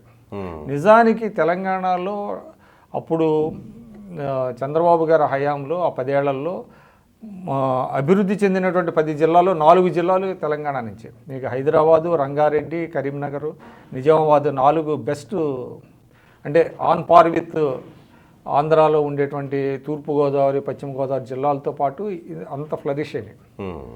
కానీ అవన్నీ ఆ సమయంలో ఇవన్నీ రాలా. ప్రజలకి ఏంటంటే ఉచిత విద్యుత్ కోసం, తర్వాత ఏంటంటే ప్రపంచ బ్యాంకు షరతులకు మేము అసలు అప్పు తీసుకోమని చెప్పి కాంగ్రెస్ పార్టీ చాలా దుష్ప్రచారం చేసింది. సార్, ఇక్కడ మీరు ప్రస్తావించారు కాబట్టి కొంచెం దాన్ని లోతుల్లోకి వెళ్ళే ప్రయత్నం చేద్దాం. 2001 కేసీఆర్ ప్రభుత్వంలో నుంచి పక్కకి వెళ్ళిపోయి ఆయనకి డిప్యూటీ స్పీకర్గా ఇస్తే టీఆర్ఎస్ అనే ఒక పార్టీని పెట్టి ఆయన తెలంగాణ ఉద్యమాన్ని నడిపినటువంటి వ్యక్తిగా అందరికీ తెలిసినటువంటి విషయమే. అయితే అక్కడే కానీ చంద్రబాబు ఆయనకి మంత్రి పదవి ఇచ్చి ఉంటే, క్యాబినెట్ ఇది ఇచ్చి ఉంటే ఆయన అసలు వెళ్ళుండేవాడే కాదు అనే దీని మీద కాస్త లోతుగా వెళితే ఏం జరిగింది సార్? నిజంగానే కేసీఆర్కి మంత్రి పదవి ఇచ్చుంటే వెళ్ళుండేవాడు కాదని అనుకోవాలా? ఖచ్చితంగా. ఓకే. ఎందుకంటే చంద్రబాబు నాయుడు గారు ఆన్ రికార్డు చెప్పారు కదా, అది క్యాలిక్యులేటెడ్ రిస్క్ అయింది అది నాకు అని చెప్పారు. అప్పుడు ఏమైందంటే 1999 ఎన్నికల్లో ఇక్కడ విజయరామారావు గారు పీజీఆర్ మీద గెలిచాడు ఖైరతాబాద్ నుంచి. ఆయన సిబిఐ డైరెక్టర్ అయినా, అంటే చాలా పెద్ద పోస్టు, చాలా నిజాయితీ పరుడు ఆయన, sincere officer, police officer. Giant killer అనే పేరు వచ్చింది ఆయనకి. ఎప్పుడైతే పీజీఆర్ అప్పట్లో ఇన్విన్సిబుల్ అనేవాళ్ళు, అంటే ఆయన ఓడించడం ఎవరి వల్ల కాదనేవాళ్ళు, మాస్ లీడర్, ఎందుకంటే మాస్ లీడర్. కానీ ఆయన ఓడించాడు ఆయన. మరి ఆయనకి ఏంటంటే మంత్రివర్గంలో అకామిడేట్ చేయటం కోసం కేసీఆర్ని పక్కన పెట్టి ఈయనకి మంత్రి పదవి ఇచ్చారు. ఇద్దరు ఒకే సామాజిక వర్గం, వెలమ సామాజిక వర్గం కాబట్టి ఆయనకి ఇవ్వటం అది కొంచెం, అంటే కేసీఆర్ చాలా ఇదయ్యారు. ఎందుకంటే కేసీఆర్ అంతకుముందు కూడా పార్టీ వర్క్ బాగా చేసేవాళ్ళు. అంటే పార్టీకి శిక్షణ తరగతులు విషయంలో కావచ్చు, చంద్రబాబు నాయుడు గారికి చాలా రైట్ హ్యాండ్గా ఉండేవాడు ఆయన. చంద్రబాబు నాయుడు గారి ఇమేజ్ని కూడా ప్రజల్లోకి తీసుకెళ్ళడంలో ఆయన చాలా కీలకమైనటువంటి పాత్ర పోషించాడు. కానీ ఎప్పుడైతే తనకి మంత్రి పదవి ఇవ్వలేదో ఆయన ఇక పార్టీ కార్యక్రమాలకు రావటం మానేశాడు, అసెంబ్లీకి రావటం మానేసేవాడు. ఆ సమయంలో ఏం చేశారంటే అప్పుడు కొంతమంది ఆయన స్నేహితులు, తుమ్మల నాగేశ్వరరావు గారు, బొజ్జల గోపాలకృష్ణారెడ్డి, వీళ్ళందరూ కలిసి ఆయన దగ్గరికి వెళ్ళి కన్విన్స్ చేశారు. కేసీఆర్ కాదు చంద్రబాబు గారి దగ్గరికి వెళ్ళి ఆయన, అంటే అప్పుడు డిప్యూటీ స్పీకర్ పదవి ఇచ్చారు. అయినా కూడా ఆయన డిప్యూటీ స్పీకర్ పదవి కూడా ఆయన పెద్దగా వచ్చేవాడు కాదు అసెంబ్లీకి. అప్పటికే ఆయనకి ఒక మానసికంగా సిద్ధమైపోయాడు వెళ్ళిపోవాలని.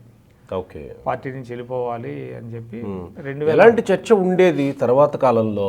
కేసీఆర్ వెళ్ళి టీఆర్ఎస్ పార్టీ పెట్టిన తర్వాత 2004 ఎలక్షన్స్ వచ్చాయి, 2009 ఎలక్షన్స్ వచ్చాయి. ఈ 2 ఎలక్షన్స్లో కూడా తెలుగుదేశం పార్టీ ఓటమి పాలయ్యింది. టీఆర్ఎస్ పార్టీ గురించి ఏమైనా ప్రత్యేకంగా చర్చ ఉండేదా?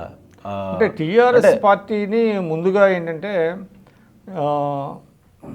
శక్తిని తక్కువ అంచనా వేశారు. రైట్. 2004 ఎన్నికల సమయంలో వాళ్ళు ఏం చేశారంటే అప్పుడు వరకు కేసీఆర్ కాంగ్రెస్ని ఎక్కువ తిట్టేవాడు. ఆయన తెలుగుదేశం కంటే కాంగ్రెస్నే టార్గెట్ చేసేవాడు. కానీ ఎప్పుడైతే మీకు 2004 ఎలక్షన్స్ వచ్చినాయో కాంగ్రెస్తో పొత్తు పెట్టుకున్నాడు ఆయన.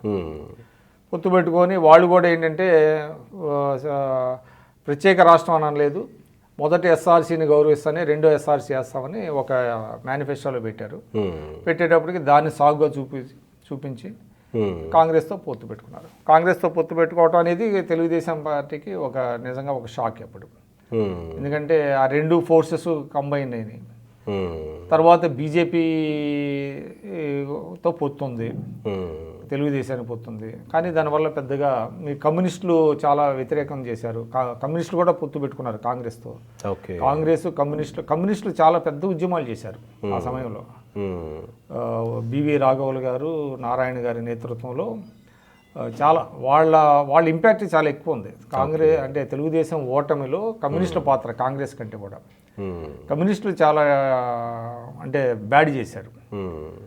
చేసి వాళ్ళందరూ పొత్తు పెట్టుకోవడంతో తెలుగుదేశం ఓటమి చెందింది. మళ్ళీ 2009లో టీఆర్ఎస్ టీడీపీతో పొత్తు పెట్టుకోవడానికి కారణాలు ఏమొచ్చాయి? అప్పుడు ఏమైందంటే మహాగఠబంధన్ అనేది ఒకటి పెట్టారు. మహాగఠబంధన్ పెట్టి కాంగ్రెస్ ఇదే పదే పోస్ట్ పోన్ చేస్తుంది కదా.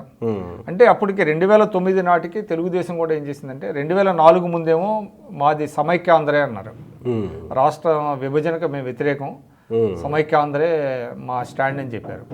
తర్వాత 2004 తర్వాత ఏమైందంటే అప్పుడు ఎర్రవనాయుడు కమిటీ అని ఒకటేశారు. ఎర్రవనాయుడు గారు మిగతా వాళ్ళంతా కమిటీ వేసి వాళ్ళందరూ కూడా అందరి అభిప్రాయాలు తీసుకుంటే వాళ్ళు ప్రత్యేక రాష్ట్రానికి మొగ్గు చూపారు. మొగ్గు చూపిన నేపథ్యంలో ఒక తీర్మానం చేసింది తెలుగుదేశం, మేము కూడా తెలంగాణకు అనుకూలమని. చేయటమే కాకుండా అప్పుడు ప్రణబ్ ముఖర్జీ కమిటీకి ఒక లేఖ కూడా ఇచ్చారు. తర్వాత ఎప్పుడైతే 2009 ముందు తెలంగాణకు అనుకూలం ఉన్నారో ఇక అది కేసీఆర్ టీడీపీతో కూడా పొత్తు. ఎందుకంటే ఆయన చెప్పాడు కదా, గొంగళి పురుగును కూడా ముద్దు పెట్టుకుంటాం అని, అది ఒకటి పెట్టుకున్నాడు. కాబట్టి అంటే తెలంగాణకి సపోర్ట్ చేస్తే ఎవరితోనైనా కలిసి ఉంటామని చెప్పారు. కాబట్టి అప్పుడు తెలుగుదేశంతో పెట్టుకున్నారు. అది యాక్చువల్గా చెప్పాలంటే తెలుగుదేశానికి నష్టం జరిగింది. ఓకే. అంటే పిఆర్పి ఒకటి అప్పుడు ఆవిర్భవించింది, పిఆర్పి కాంగ్రెస్ ఒకటే ఉంది, టిఆర్ఎస్ ఉంది, ఇటుపక్క మహాగఠబంధన్ ఉంది. పిఆర్పి కాంగ్రెస్ సపరేట్గా పోటీ చేస్తారు. సపరేట్ పోటీ అప్పుడే త్రికోణ పోటీ వచ్చింది. వస్తే తెలుగుదేశం, కమ్యూనిస్టులు, టిఆర్ఎస్ ఒకటి, ప్రజారాజ్యం ఒకటి, కాంగ్రెస్ ఒకటి, ముక్కోణ పోటీ. ఇక్కడ పిఆర్పి మీద ఉన్నటువంటి ఆరోపణ రాజశేఖర్ రెడ్డే దీనికి ఆవిర్భావానికి ఆద్యుడు, అది ఆవిర్భవించేలా చేసి ఆయన కొంత నష్టం చేయగలిగాడు మిగతా మహాగఠబంధన్కి అనేటువంటి దీని మీద మీ అబ్జర్వేషన్ ఏంటి సార్? అది దాంట్లో అంత అంటే వాస్తవం ఉండకపోవచ్చు. ఎందుకంటే ఎవరు కూడా కాంగ్రెస్కి మేలు చేయడం కోసం అందులో చిరంజీవి గారు లాంటి స్టారు ఒక పార్టీ పెడతాడని నేనైతే అనుకోను. వాళ్ళకుండే క్యాలిక్యులేషన్స్ వాళ్ళకున్నాయి. వాళ్ళు కూడా ఏంటంటే సామాజిక న్యాయం పేరు మీద అధికారంలోకి రావచ్చు అనుకున్నారు. కానీ దానికి తగిన హోంవర్క్ కానీ క్షేత్రస్థాయిలో ఇది కానీ పని జరగలేదు. దాంతో ప్రజారాజ్యం ఓటమి చెందింది. ఇప్పుడు అదే నిజమైతే ప్రజారాజ్యం వెంటనే విలీనం అవ్వాలి కాంగ్రెస్లో. ఇది రాజశేఖర రెడ్డి బతికుండగానే, కానీ జరగలేదు కదా. తర్వాత కిరణ్ కుమార్ రెడ్డి, ఈవెన్ మన దాదాపుగా ఏడాది పాటు ఉన్నారు మన రోసీ గారు, అప్పుడు కూడా అవ్వలేదు.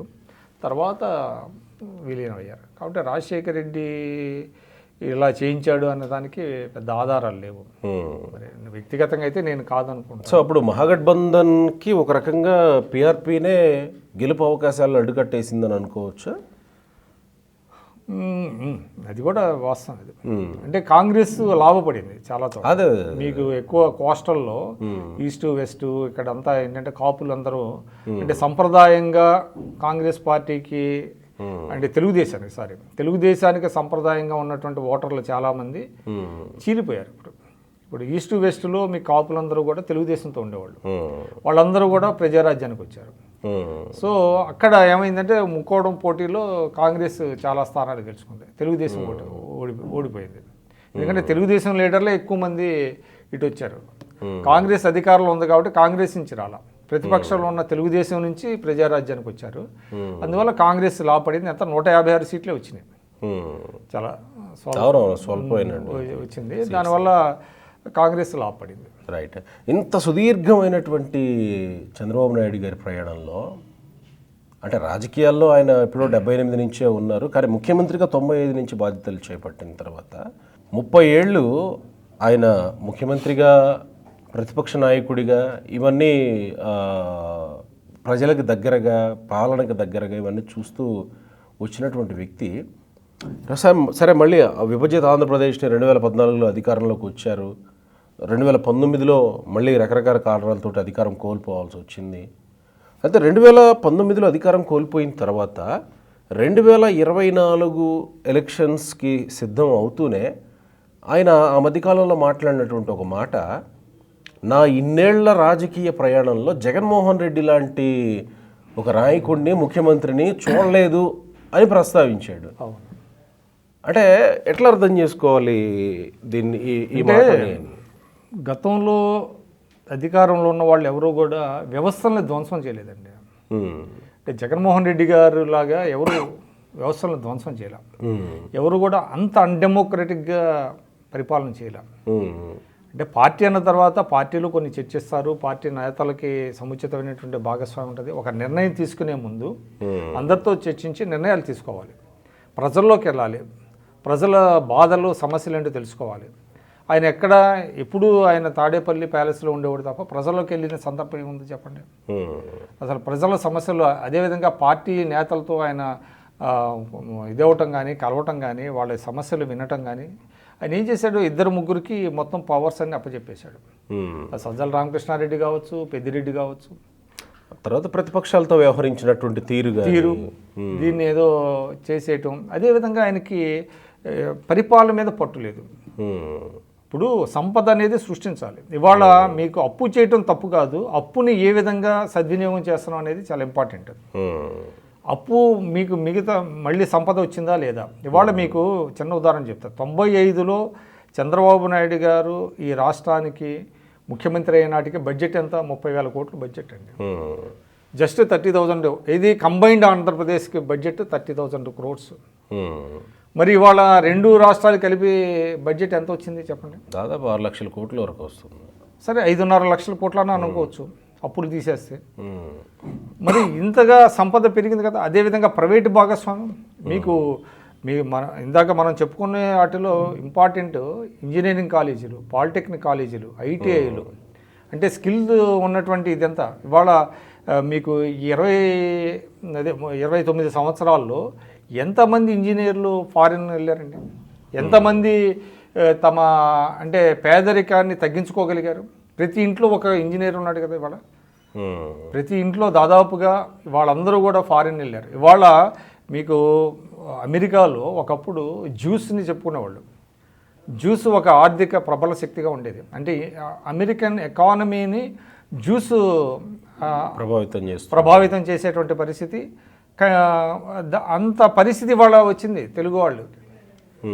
తెలుగు వాళ్ళు కూడా అక్కడ బాగా చదవటమే కాదు, వాళ్ళు కూడా ఎంటర్ప్రీనర్స్ అవుతున్నారు, వాళ్ళు కూడా కంపెనీలు పెడుతున్నారు, రియల్ ఎస్టేట్కి దిగుతున్నారు.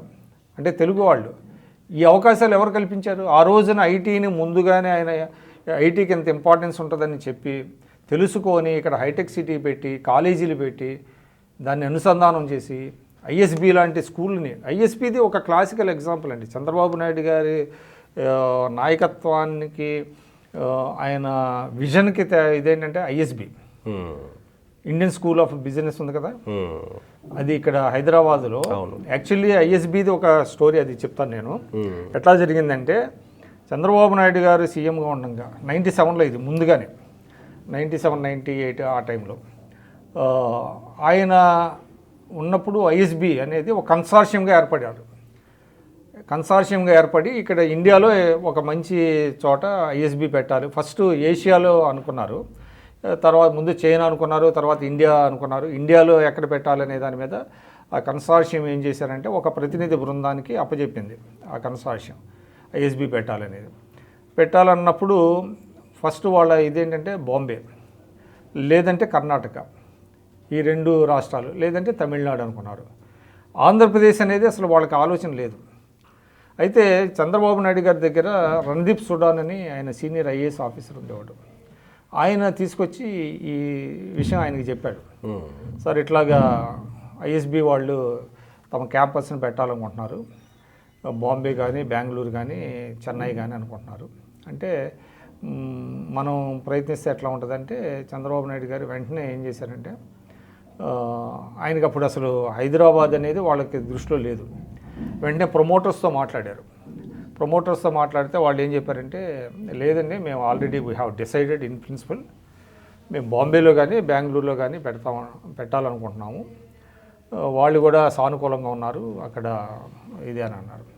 అంటే లేదు, ఒకసారి మా దగ్గరికి రండి, ఒకసారి టీకి వచ్చేయాలండి అని ఆయన ఇన్వైట్ చేశారు. జనరల్గా ఏంటంటే వాళ్ళు ఐఎస్బి ప్రతినిధులు అక్కడ అధికారులతోనే సంప్రదింపులు జరుపుతున్నారు తప్ప పొలిటీషియన్స్తో ఎవరు సంప్రదింపులు జరపట్ల, నాట్ ఈవెన్ మినిస్టర్లు కూడా. అటువంటిది ఒక రాష్ట్ర ముఖ్యమంత్రి వాళ్ళకి ఫోన్ చేసి జస్ట్ మీరు ఒక టీకి వచ్చేయాలండి, మీరేమి అంటే వాళ్ళు చెప్పారు వస్తాము కానీ మీ దగ్గర ఏమి పెడతామని మాత్రం మీరు అనుకోవద్దంటే ఏం పర్వాలేదు, మీరు ఏం పెట్టాల్సిన అవసరం లేదు, వచ్చి వెళ్ళండి అని చెప్పారు. అంటే వాళ్ళు పలానా డేట్కి వస్తున్నాం అని చెప్పారు. 2 మినిస్టర్లు ఆయన ఎయిర్పోర్ట్కి పంపించాడు. 2 మినిస్టర్లు ఎయిర్పోర్ట్కి వెళ్ళి వాళ్ళకి బొకేస్ ఇచ్చి వాళ్ళని రిసీవ్ చేసుకున్నారు. అది వాళ్ళకి ఒక కొత్త అనుభవం, ఇట్లా మంత్రులు వచ్చి రిసీవ్ చేసుకోవడం. వాళ్ళు డైరెక్ట్గా ఈ మంత్రులు వాళ్ళ ప్రతినిధి బృందాన్ని తీసుకొని చంద్రబాబు నాయుడు గారి ఇంటికి వెళ్ళారు. ఇంటికి వెళ్తే ఆయన వాళ్ళ పోర్టికోకి వచ్చి అంటే ముఖ్యమంత్రి అనేటువంటి ప్రోటోకాల్ని కూడా పక్కన పెట్టి వాళ్ళని రిసీవ్ చేసుకొని బొకేసు షాల్స్ కప్పి వాళ్ళని లోపలికి తీసుకెళ్ళి వాళ్ళకి బ్రేక్ఫాస్ట్ ఆయనే వడ్డించాడు స్వయంగా. అది వాళ్ళకి చాలా ఆశ్చర్యం అన్నమాట. ఇంత హాస్పిటాలిటీ, ఇంత దీనిగా రిసీవ్ చేసుకున్నటువంటి నాయకుడు వాళ్ళు చూడలేం. తర్వాత ఏం చేశారు, అదంతా అయిన తర్వాత ఆయన మళ్ళీ పవర్ పాయింట్ ప్రెజెంటేషన్ ఇచ్చారు ఒక 1/2 అవర్ మొత్తం స్టేట్కి సంబంధించి చెప్పితే అప్పుడు వాళ్ళు కొంచెం సానుకూలంగా స్పందించి ఇంత ఇది రెస్పాన్స్ అంటే ప్రోయాక్టివ్గా ఉన్న గవర్నమెంట్ వాళ్ళకి కనపడలేం. తర్వాత వాళ్ళు అడిగారు మీరేమిస్తారు మాకు చెప్పండి అని. అంటే ఆ రాష్ట్రాలు ఏమిస్తున్నాయో దానికంటే మేము ఎక్కువ ఇస్తామని చెప్పారు. 200 ఎకరాలు ల్యాండ్, తర్వాత దానికి కొన్ని రాయితీలు ఇవన్నీ ఇస్తాము, తర్వాత మీకు సింగిల్ విండో దీని మీద విధానంలో అనుమతులన్నీ చేస్తామని చెప్పారు. సరే మేము వెళ్ళిన తర్వాత మేము చెప్తా ఉన్నారు. వెళ్ళిన కొద్ది రోజులకే వాళ్ళు దే హ్యావ్ అనౌన్స్డ్ అన్నమాట హైదరాబాద్ని క్యాంపస్. ఎందుకంటే ఇక్కడ రాష్ట్ర ముఖ్యమంత్రి కానీ యంత్రాంగం కానీ వాళ్ళ స్పందన అద్భుతంగా ఉంది. అక్కడ ఏమవుతుంది వాళ్ళకి ఏంటంటే చాలా కోల్డ్ ఫీట్ అనమాట. అంటే నెగోషియేషన్స్లో ఏమి ఉంటాయి కదా వేరే రాష్ట్రాల్లో మనకి తెలిసిందే. అవునవును, అవి ఏదో సర్దుబాట్లు కాక అట్లాగే ఏదో వాళ్ళు అట్లా పెండింగ్లో పెట్టారు. ఇక్కడే చాలా ప్రొయాక్టివ్గా వీళ్ళు చెప్పిన తర్వాత వాళ్ళు ఇక్కడ సెటప్ చేశారు. సెటప్ చేసే విచిత్రం ఏంటంటే దీని మీద కేసు వేశారు కాంగ్రెస్ వాళ్ళు. కేసు వేసి కోర్టుకు పోతే కోర్టు ఒకటే అంతే, ఐఎస్బి అనేది it's not a profit making institution. ఒక మంచి ఉద్దేశంతో పెడుతున్నారు, దీంట్లో ప్రాఫిట్స్ ఏమొస్తాయి, దానివల్ల ముఖ్యమంత్రికో రూలింగ్ పార్టీకో ఏం ఉపయోగం అది, కాబట్టి అని కోర్టు కొట్టేసింది ఓకే ఓకే కాంగ్రెస్ వాళ్ళు. విచిత్రం ఏంటంటే అప్పుడు మహారాష్ట్రలో ఉంది కాంగ్రెస్ ప్రభుత్వం, కర్ణాటకలో ఉంది కాంగ్రెస్ ప్రభుత్వం. అక్కడ వాళ్ళు ఏమన్నారంటే చంద్రబాబు నాయుడిని చూడండి ఎట్లా తెచ్చుకున్నారు, వాళ్ళు ఐఎస్బిని ఆయన తీసుకెళ్ళిపోయాడు, మీరు ఉండి ఏం చేస్తున్నారు, మీకు దాన్ని అంటే తెచ్చే చిత్తశుద్ధి లేదు, వస్తామని చెప్పినా కూడా మీరు ఇది చేయలేకపోయారని చెప్పి అక్కడ వాళ్ళు అంటే అప్పుడు కేంద్రంలో బీజేపీ గవర్నమెంట్ ఉండడం వల్ల ఏమన్నా చంద్రబాబుకి ఉపయోగం అయిందా? లేదండి, బీజేపీకి దానికి సంబంధం లేదు. సంబంధం ఇది ప్యూర్గా ఏంటంటే వాళ్ళతోనే డీల్ చేశారు. ఇప్పుడు ఇక్కడ ఏమైందంటే మీకు ఎప్పుడైతే రాష్ట్రాలకు స్వయం ప్రతిపత్తి ఉంది అంటే they can directly negotiate with investors అన్నమాట. కేంద్రం యొక్క ఇది ఉండాల్సిన అవసరం లేదు, వాళ్ళ పర్మిషన్స్ ఉండాల్సిన అవసరం లేదు. సో వాళ్ళు డైరెక్ట్గా నెగోషియేట్ చేశారు. అయితే కేంద్ర ప్రభుత్వాన్ని అప్పుడు వాజ్పేయి గారిని పిలిచారు ఇనాగరేషన్కి. ఇవాళ ఐఎస్బి అనేది ఎంత ప్రతిష్టాత్మకమైన సంస్థ అయిపోయింది. తర్వాత చంద్రబాబు నాయుడు గారిని కూడా పిలిచారు అప్పుడు, లాస్ట్ ఇయర్ అనుకుంటా, 25 years అయింది. నేను కూడా ఒక ఆర్టికల్ రాశాను, ఇదంతా ఇది నెరేట్ చేస్తా, నా పుస్తకంలో ఉంది, నేను ఒక ఆంధ్రజ్యోతిలో కూడా రాశాను అనమాట. అంటే అసాధ్యమైన వాటిని సుసాధ్యం చేయటమే నాయకుడు గొప్పతనం. అదే ఆయన ఒక మాట అంటారు కదా, క్రైసిస్ లో నుంచి ఆపర్చునిటీస్ వెతుక్కోవడం. అసలు క్రైసిస్ కాదు ఇది, దేర్ వాజ్ నో, అంటే ఇది అసాధ్యం. అంటే ఎట్లాగా వాళ్ళు ఏదో ప్రయత్నిస్తున్నారు, ఆ మ్యాప్లో అసలు ఆంధ్రప్రదేశ్ అనేదే వాళ్ళకి లేదు, వాళ్ళ ఐడియాస్లోనే లేనటువంటి దాన్ని ఆయన క్రియేట్ చేసి వాళ్ళని ఒప్పించి కన్విన్స్ చేసి ఇక్కడ తీసుకొచ్చి వాళ్ళ చేసి వాళ్ళ ఏంటి లీడర్స్ని తయారు చేసే ఇన్స్టిట్యూషన్ అది. ఐఎస్బి అనేది మామూలు ఇన్స్టిట్యూషన్ కాదు, ప్రపంచ స్థాయిలో లీడర్స్ని తయారు చేస్తారు వాళ్ళు. అంటే వివిధ కంపెనీలకి సిఇఓలుగా వెళ్ళేవాళ్ళు, ప్రతినిధులుగా వెళ్ళే వాళ్ళని ప్రొడ్యూస్ చేసేటువంటి ఇన్స్టిట్యూషన్ ఐఎస్బి అనమాట. ఐఎస్బి రావటం ఎంత గొప్ప అచీవ్మెంట్ అంటే చంద్రబాబు నాయుడు గారు సాధించినటువంటి గొప్ప వాటిలో ఐఎస్బి ఒకటి. అది అది ఇట్లాంటివి చాలా ఉన్నాయి. అంటే చెప్పుకుంటూ పోతే మనకి ఏముందంటే కొన్ని గంటలు. అంటే యాక్చువల్గా పరిపాలకుడిగా, రాష్ట్ర ముఖ్యమంత్రిగా ఇలాంటివి ప్రజలైనా వేరే రాష్ట్రాల నాయకులైనా ఎవరైనా ఎక్స్పెక్ట్ చేస్తారు. కానీ జగన్మోహన్ రెడ్డి విషయంలో అలా జరగలేదు కాబట్టి ఇలాంటి వ్యక్తిని నేను చూడలేదని చంద్రబాబు అంటున్నాడు. అంటే మీకు ఒక మార్పుని ముందుగానే ఊహించటం, అది ప్రజలకి ఏ విధంగా ఉపయోగపడుతుంది అనేది చిన్న ఉదాహరణ చెప్తాను. నాకు ఒకసారి హోమ్ మినిస్టర్గా ఉన్నటువంటి దేవేంద్ర గౌడ్ గారు చెప్పారు, నాకు వారితో కూడా నాకు మంచి అనుబంధం ఉంది. ఓకే. ఆయన జైళ్ల శాఖలో మీకు ఏమవుద్దంటే అక్కడ ఖైదీలు చాలామంది రిమాండ్ ఖైదీలు వాళ్ళకి బెయిల్ దొరక నెలల తరబడి అక్కడ మగ్గిపోతూ ఉంటారు. కారణం ఏంటంటే ఆ టైంకి తీసుకెళ్ళరు వాళ్ళు, వెహికల్స్ ఉండకపోవటం అదంతా. ఆ సమయంలో వీళ్ళు ఏం చేశారంటే మీకు వీడియో కాన్ఫరెన్స్, అంటే డైరెక్ట్గా జైల్లో వాళ్ళు అక్కడికి రాకుండానే వాళ్ళని డైరెక్ట్గా జడ్జెస్ ఎవరైతే ఉంటారో వాళ్ళతో మాట్లాడేటువంటి సౌకర్యం అనమాట. జైళ్ళల్లో మీకు వీడియో కాన్ఫరెన్స్ సౌకర్యం తీసుకొచ్చిన తర్వాత కొన్ని వందలాది మంది అండర్ ట్రయల్ ఖైదీలు ఎవరైతే ఉంటారో వాళ్ళందరికీ కూడా విముక్తి లభించింది. అంటే ఒక విజన్ ఉన్నటువంటి నాయకుడు, ఒక ఇది ఆ ఫెసిలిటీ లేకపోతే ఏమవుతుంది చెప్పండి, సంవత్సరాల తరబడి వాళ్ళు అక్కడే మగ్గిపోతూ ఉంటారు. తర్వాత మీకు ఇంకోటి చిన్నవి, దీనికి డబ్బులు కూడా నిధులు కూడా అవసరం ఉండవు, మైత్రి సంఘాలని ఏర్పాటు చేశారు. అంటే ఇక్కడ మీకు తెలుసు హైదరాబాద్లో కొన్ని మత ఘర్షణలు కానీ వీటికి మైత్రి సంఘాలని ఏర్పాటు చేశారు. అది ఫస్ట్ కాన్సెప్ట్. అది ఆ మైత్రి సంఘాల వల్ల ఏంటంటే ఏదైనా ఎక్కడైనా టెన్షన్ ఉంటే ఈ మైత్రి సంఘాలు ఆ టెన్షన్స్ని తగ్గించడానికి ఉపయోగపడేవి. అంటే ఇరు మతాలకు సంబంధించినటువంటి పెద్దలు ఎవరైతే ఉంటారో వాళ్ళందరూ కూడా. అదేవిధంగా మీకు ఆ సమయంలోనే పోలీస్ శాఖలో చాలా సంస్కరణలు తీసుకొచ్చారు. పోలీస్ స్టేషన్లను అధునాతనం చేశారు. ఒకప్పుడు పోలీస్ స్టేషన్లో ఏమి ఉండేది కాదు, మామూలు మీకు స్టేషనరీ కూడా దొరికేది కాదు. అటువంటిది ఆ పోలీస్ స్టేషన్లో మొత్తం అంటే ఆ స్వరూపాన్ని మార్చేసినటువంటి పరిస్థితి ఉంది. అట్లాగా చాలా సంస్కరణలు, రెవెన్యూలో అయితే చాలా సంస్కరణలు తెచ్చారండి. రెవెన్యూలో కొన్ని సంస్కరణలు అయితే మీకు ల్యాండ్ ఏదైతే రిజిస్ట్రేషను ఇవి ఉంటాయి కదా, సంవత్సరాల తరబడి, అంటే గతంలో ఏదైతే రికార్డు చేయనివి ఉంటాయి అవన్నీ కంప్యూటరైజేషన్ చేశారు. ఓకే. రెవెన్యూలో చాలా సంస్కరణలు తీసుకొచ్చారు. అట్లా ప్రతి దాంట్లో సంస్కరణలు తీసుకొచ్చారు. ఎడ్యుకేషన్ కావచ్చు, హెల్త్ కావచ్చు, మీకు టెలిమెడిసిన్ కూడా వచ్చింది అప్పటే. ఆ టెక్నాలజీని ఉపయోగించుకొని టెలిమెడిసిన్ని డెవలప్ చేశారు. తర్వాత మీకు ఎంఎంటీఎస్ తీసుకొచ్చారు. ఎంఎంటీఎస్ కూడా చంద్రబాబు గారి హయాంలో తీసుకొచ్చారు. గాంధీ హాస్పిటల్ బ్రహ్మాండంగా కట్టారు. అక్కడ జైలు ఉండేది ముషీరాబాద్. ఇంక ఇలా చెప్పుకుంటూ పోతే చాలా ఉన్నాయి. శంషాబాద్ ఎయిర్పోర్ట్. మీకు ఒక చిన్న ఉదాహరణ చెప్తా. శంషాబాద్ ఎయిర్పోర్ట్ గురించి కూడా నాకు చిరంజీవి గారితో కూడా అనుబంధం ఉంది. ఓకే. ఒకసారి నేను ఆయనకి కూడా చిరంజీవి గారు నేను ఎయిర్పోర్ట్కి వెళ్తున్నాం. ఆయన ఒక మాట అన్నాడు, నేను ప్రపంచంలో అనేక దేశాలు చూశాను, ఏ దేశంలో కూడా ఇంత అద్భుతమైనటువంటి గ్రీన్ ఫీల్డ్ ఎయిర్పోర్ట్ లేదు, ఇది థ్యాంక్స్ టు చంద్రబాబు గారు అని ఆయన కూడా ఒక సందర్భంలో చెప్పారు. చిరంజీవి గారు ఆ మాట అనడం, మొన్న రజనీకాంత్ గారు ఏదో నేను హైదరాబాద్లో తిరుగుతున్నట్లేదు, ఎక్కడో న్యూయార్క్లో తిరుగుతున్నట్టు అనిపిస్తుంది ఎయిర్పోర్ట్ నుంచి వస్తుంటే అని ఆయన కూడా అన్నారు. అంటే ఎందుకు నేను చెప్తున్నా అంటే కొన్ని సందర్భాల్లో ఆయన బిట్టర్ క్రిటిక్స్ కూడా, అంటే చంద్రబాబు నాయుడు గారిని అంటే వీళ్ళిద్దరని కాదు, కొంతమంది వ్యతిరేకించి కాంగ్రెస్ నాయకులు చాలా సందర్భాల్లో అన్న సందర్భాలు ఉన్నాయన్నమాట. చంద్రబాబు నాయుడు గారిని చూసి మనం చేయాలి అనే మాట చాలామంది, నాకు రఘువీరారెడ్డి గారు ఇటువంటి వాళ్ళు ఒకళ్ళిద్దరు కూడా చాలా సందర్భాలు చెప్పారు.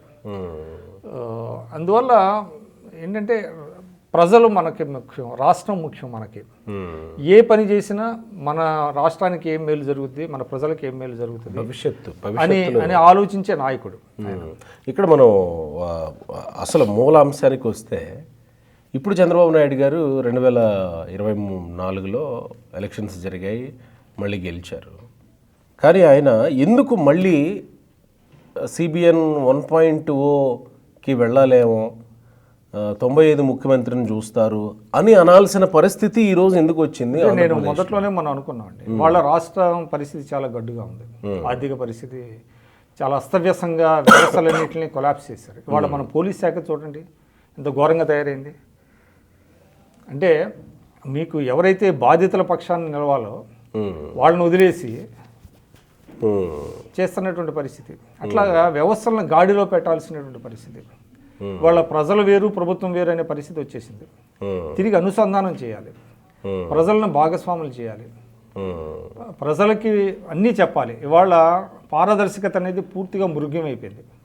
ప్రజలు తెలుసుకోవాలి. ప్రజల్లో ఇవాళ మీకు అసెంబ్లీ సమావేశాలను కూడా లైవ్ టెలికాస్ట్ ఇచ్చింది ఆయనే. చంద్రబాబు గారి హయాంలోనే యనమల రామకృష్ణుడు గారు స్పీకర్గా ఉండగా ప్రజలు తెలుసుకోవాలి లోపల ఏం జరుగుతుంది. ఇదేమీ రహస్యమేం కాదు. అది ప్రజలు తెలుసుకోగలిగితే, ప్రజలు చూస్తున్నారంటే వీళ్ళలో కూడా ఒక బాధ్యత వస్తుంది. కరెక్ట్. అందువల్ల అయితే అది వైసీపీ వాళ్ళు ఎట్లాగా దాన్ని మిస్యూజ్ చేశారో మనం చూసాం. వాళ్ళ ఓటమికి వాళ్ళ ప్రవర్తన కూడా కారణం అది. అందువల్ల ప్రజలకి తెలియకుండా ఏ పని వాళ్ళ రహస్య జీవోలు రహస్యంగా వాళ్ళ దాన్ని కూడా పునరుద్ధరించారు కదా.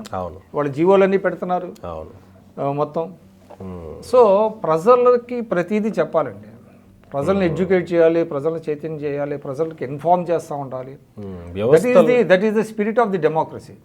అంతే కానీ ఇది నాది, నాకేదో ప్రజలు అధికారం ఇచ్చారు, నేను ఏం చేసినా పర్వాలేదు, ఇష్టానుసారంగా నేను బిహేవ్ చేస్తాను, ఇది ప్రైవేట్ ప్రాపర్టీ కాదు ఇది. సో అంటే వ్యవస్థల్ని మళ్ళీ సెటరేట్ చేయాలి, గాడిలో పెట్టాలంటే 95 సీఎం అవ్వాల్సిందే చంద్రబాబు అనే మీ 95 సీఎం ఈజ్ నథింగ్ బట్ ఏంటంటే పీపుల్స్ సీఎం అన్నమాట. అదేలేండి, ప్రజలకి దగ్గర అవటం, ప్రజలని భాగస్వాములు చేయటం, ప్రతిదీ ప్రజలతో పంచుకోవటం, ఇవన్నీ కూడా 95 సీఎం. అదేవిధంగా టెక్నాలజీని ఉపయోగించుకోవటం, వ్యవస్థల్లోని ఎక్కడికక్కడ ఏదైతే ఉన్నాయో వాటన్నిటిని కూడా ఒక గాడిలో పెట్టడం, పొదుపు చేయటం.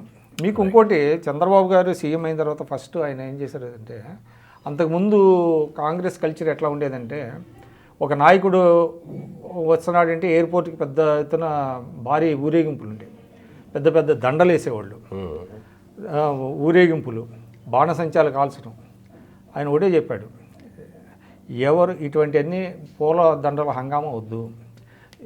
జిల్లాలకు వెళ్ళినా సరే అక్కడ విందు భోజనాలు ఉండేవి. అక్కడ ఒక జోక్ ఉండేది మాకు, అనుకునేవాళ్ళు, కాంగ్రెస్ హయాంలో ముఖ్యమంత్రి గారు పలానా ఊరు, పలానా జిల్లాలోని పలానా ఊరు వస్తున్నారంటే ఇక్కడి నుంచి సీఎం ఆఫీస్కి ఫోన్లు వెళ్తాయి, ఆయన ఏం తింటాడు, మెనువులో ఏముండాలి, ఇవన్నీ అన్నమాట. వీటిలన్నిటిని పెట్టేవాళ్ళు, పెట్టి దానికి భారీ ఎత్తున విందులు ఇవన్నీ జరుగుతూ ఉండేవి. ఈయన అట్లా కాదు, వర్కింగ్ లంచ్, హెలికాప్టర్లోనే తినేస్తారు, చిన్న బాక్స్ తీసుకుని వెళ్తారు, చాలా సందర్భాల్లో చూసాంగా. ఆ బాక్స్లో తినేస్తారు. అసలు ఫోటోలు తర్వాత అడ్వర్టైజ్మెంట్లు వేయటం, ముఖ్యమంత్రి గారు వస్తున్నారు ఆయనకి అభినందనలు అని చెప్పి కొంతమంది ఇవన్నీ అవసరం లేదు, మనం సింపుల్గా వెళ్తాము, సింపుల్గా వచ్చేస్తాము, పూలదండల సంస్కృతి ఆయన పూర్తిగా ఇది పెట్టారండి. తర్వాత ఇంకోటి ఏంటంటే హైదరాబాదులో మీకు ఒకప్పుడు ఈ రోడ్ల వైడనింగ్కి తర్వాత ఇట్లన్నీ కొన్ని సమస్యలు ఉండేవి. అంటే ఒక్కొక్క డిపార్ట్మెంట్స్లో ఆ సయోధ్య ఉండేది కాదు. టెలిఫోన్ డిపార్ట్మెంటు, అదేవిధంగా ఆర్ఎన్బికి ఇట్లాంటివన్నీ ఆయన ఏం చేసేవారంటే నెలలో ప్రతి 2వ శనివారం ఉదయం 6 గంటలకి ఒక బస్సులో అధికారులను తీసుకొని ఆయా డిపార్ట్మెంట్ల అధికారులు, నా పుస్తకంలో ఫోటో కూడా వేసాను. ఓకే, మేయరు, అదేవిధంగా అధికారులు, సీఎం వీళ్ళంతా వెళ్ళి 6 గంటలకే మొదలయ్యి ఎక్కడెక్కడ మీకు ఇబ్బందులు ఉన్నాయో ఆ ప్రాంతాలకు వెళ్ళటం, ఆ ప్రాంతాల్లో సమస్యలను అధికారులతో చర్చించడం, దాని మీద యాక్షన్ ప్లాన్ తయారు చేయటం. మీకు ఒకప్పుడు హైదరాబాద్లో 180 మురికి వాడలు ఉండేవి. ఆ 180 మురికి వాడల్ని అభివృద్ధి చేశారు. డిఎఫ్ఐడి నిధులు, అంటే డెవలప్మెంట్ ఫర్ ఇంటర్నేషనల్ ఇదని డిఎఫ్ఐడి డెవలప్మెంట్ అని, ఇంటర్నేషనల్ డెవలప్మెంట్ అని డిపార్ట్మెంట్ ఫర్ ఇంటర్నేషనల్ డెవలప్మెంట్ అని ఒక సంస్థ ఇంగ్లాండ్లో ఉంటుంది. అది ఓకే, ఇటీవల దాని పేరు మార్చారు. డిఎఫ్ఐడి నుంచి నిధులు తీసుకొచ్చి 180 మురికి వాడలని ఇక్కడ, అంటే జంట నగరాల్లో నోటిఫైడ్ మురికి వాడల్ని అభివృద్ధి చేశారు. సో ఎవ్రీ సెకండ్ ఇది వెళ్ళి ఆయన అధికారులందరినీ ఆ బృందాన్ని తీసుకొని బస్సులో వెళ్ళి ఎక్కడెక్కడ ఏ సమస్యలు ఉన్నాయి అక్కడ లోకల్తో మాట్లాడటం, అవన్నీ తీసుకొచ్చారు. ఇవాళ ఇంటర్నేషనల్ ఎయిర్పోర్ట్ వచ్చినా, మీకు ఓఆర్ఆర్ వచ్చినా, మరి రైతులతో మాట్లాడటం, వాళ్ళని ఒప్పించటం. ఇప్పుడు చాలామందికి అది పెద్ద సమస్య కదా, భూసేకరణ పెద్ద సమస్య అది అయ్యేది. ఈవెన్ మీకు శంషాబాద్ ఎయిర్పోర్ట్ భూసేకరణ కూడా చాలా సమస్య అయింది. వాళ్ళని కన్విన్స్ చేయటం, వాళ్ళకి మంచి ప్యాకేజ్ ఇవ్వటం. సార్, ఇక్కడ ఇంకొక కీలకమైనటువంటి విషయం, ఇప్పుడు ఆల్రెడీ హైడ్రా ఒకటి చర్చల్లో ఉంది కాబట్టి మనం డెఫినెట్గా మాట్లాడుకోక తప్పని పరిస్థితి. చంద్రబాబు గురించి మాట్లాడుతున్నప్పుడు దీన్ని కూడా మాట్లాడలేము. ఇప్పుడు ఉస్మాన్ సాగర్, హిమాయత్ సాగర్ పరిధిలో 111 జీవో ఉంది. ఈ 111 జీవో ఎందుకు తీసుకురావాల్సి వచ్చింది? తీసుకొచ్చింది తెలుగుదేశం పార్టీ ప్రభుత్వమే 95లో నాకు తెలిసి, if I'm not wrong, Telugu Desam తీసుకొచ్చింది. ఇవాళ 111 జీవో లేకపోతే మొత్తం కాంక్రీట్ జంగిల్ అయిపోయిందండి అక్కడ. మీకు ఆ వాటర్ కూడా దొరికేది కాదు. మీకు అంటే ప్రధానమైనటువంటి రిసోర్సెస్ కదా, అంటే ఇప్పుడంటే కృష్ణా జలాలు తరలింపు, అది కూడా చంద్రబాబు గారి హయాంలోనే మొదలైంది. కృష్ణా జలాలు తరలింపు జంట నగరాలకి సింగూరు నుంచి వాటరు చంద్రబాబు నాయుడు గారి హయాంలోనే తయారైంది అది. అయితే 111 జీవో కనుక లేకపోతే మీకు అక్కడ మొత్తం పొల్యూషన్ వచ్చేసేది. మొత్తం గండిపేట, ఉస్మాన్ సాగర్ 2 పొల్యూటెడ్ అయిపోయి అక్కడ కూడా హైదరాబాద్లో ఇప్పుడున్న ఈ పాపులేషన్కి తగినట్టు వాటర్ వచ్చేది కాదు. సింగూరు జలాల తరలింపు, అదేవిధంగా మీకు నాగార్జున సాగర్ నుంచి పైప్ లైన్ కూడా వేశారు. అది కూడా చంద్రబాబు గారి హయాంలో జరిగింది. పైప్ లైన్ వేసి వాటర్ తీసుకొచ్చారు కొంత. ఇవన్నీ కూడా అప్పుడు. కానీ ఎందుకు రాజశేఖర్ రెడ్డి గురించి ప్రాజెక్టుల విషయంలో జరిగినటువంటి చర్చ మరి ఇన్ని చేస్తే నదుల అనుసంధానం అని చెప్పి ఇప్పుడు పట్టసీమ ద్వారా కూడా ఆయన గోదావరి కృష్ణాని కలిపారు కదా. నదుల అనుసంధానం అనేది కూడా హీ మూటెడ్ దట్ ప్రపోజల్. ఎందుకు చంద్రబాబు గురించి ఈ ఇరిగేషన్లో చర్చ జరగదు? అంటే అప్పుడు ఏమైందంటే చంద్రబాబు నాయుడు గారు సీఎం 9 సంవత్సరాలు సీఎంగా అయినప్పుడు ఆయన నీరు మీరు ఇట్లాంటి కార్యక్రమాలు తీసుకున్నారు. చెక్ డ్యామ్స్ వీటి మీద భారీ ప్రాజెక్టులని చేపట్టలేదనేది ఒక విమర్శ వచ్చింది అప్పుడు. ఓకే ఓకే, పోలవరం కానీ లేదంటే ఇక్కడ ఇచ్చంపల్లి కానీ ఇట్లాగా అనేది బాగా దాన్ని నిజానికి అప్పుడు ఆయన సీఎంగా ఉన్నప్పుడు 12 లక్షల ఎకరాలు కొత్త ఆయకట్టు వచ్చింది ఆ 9 ఏళ్లలో. దాదాపుగా 18 ఎకరాల ఆయకట్టుని స్థిరీకరించారు, స్టెబిలైజేషన్ చేశారు.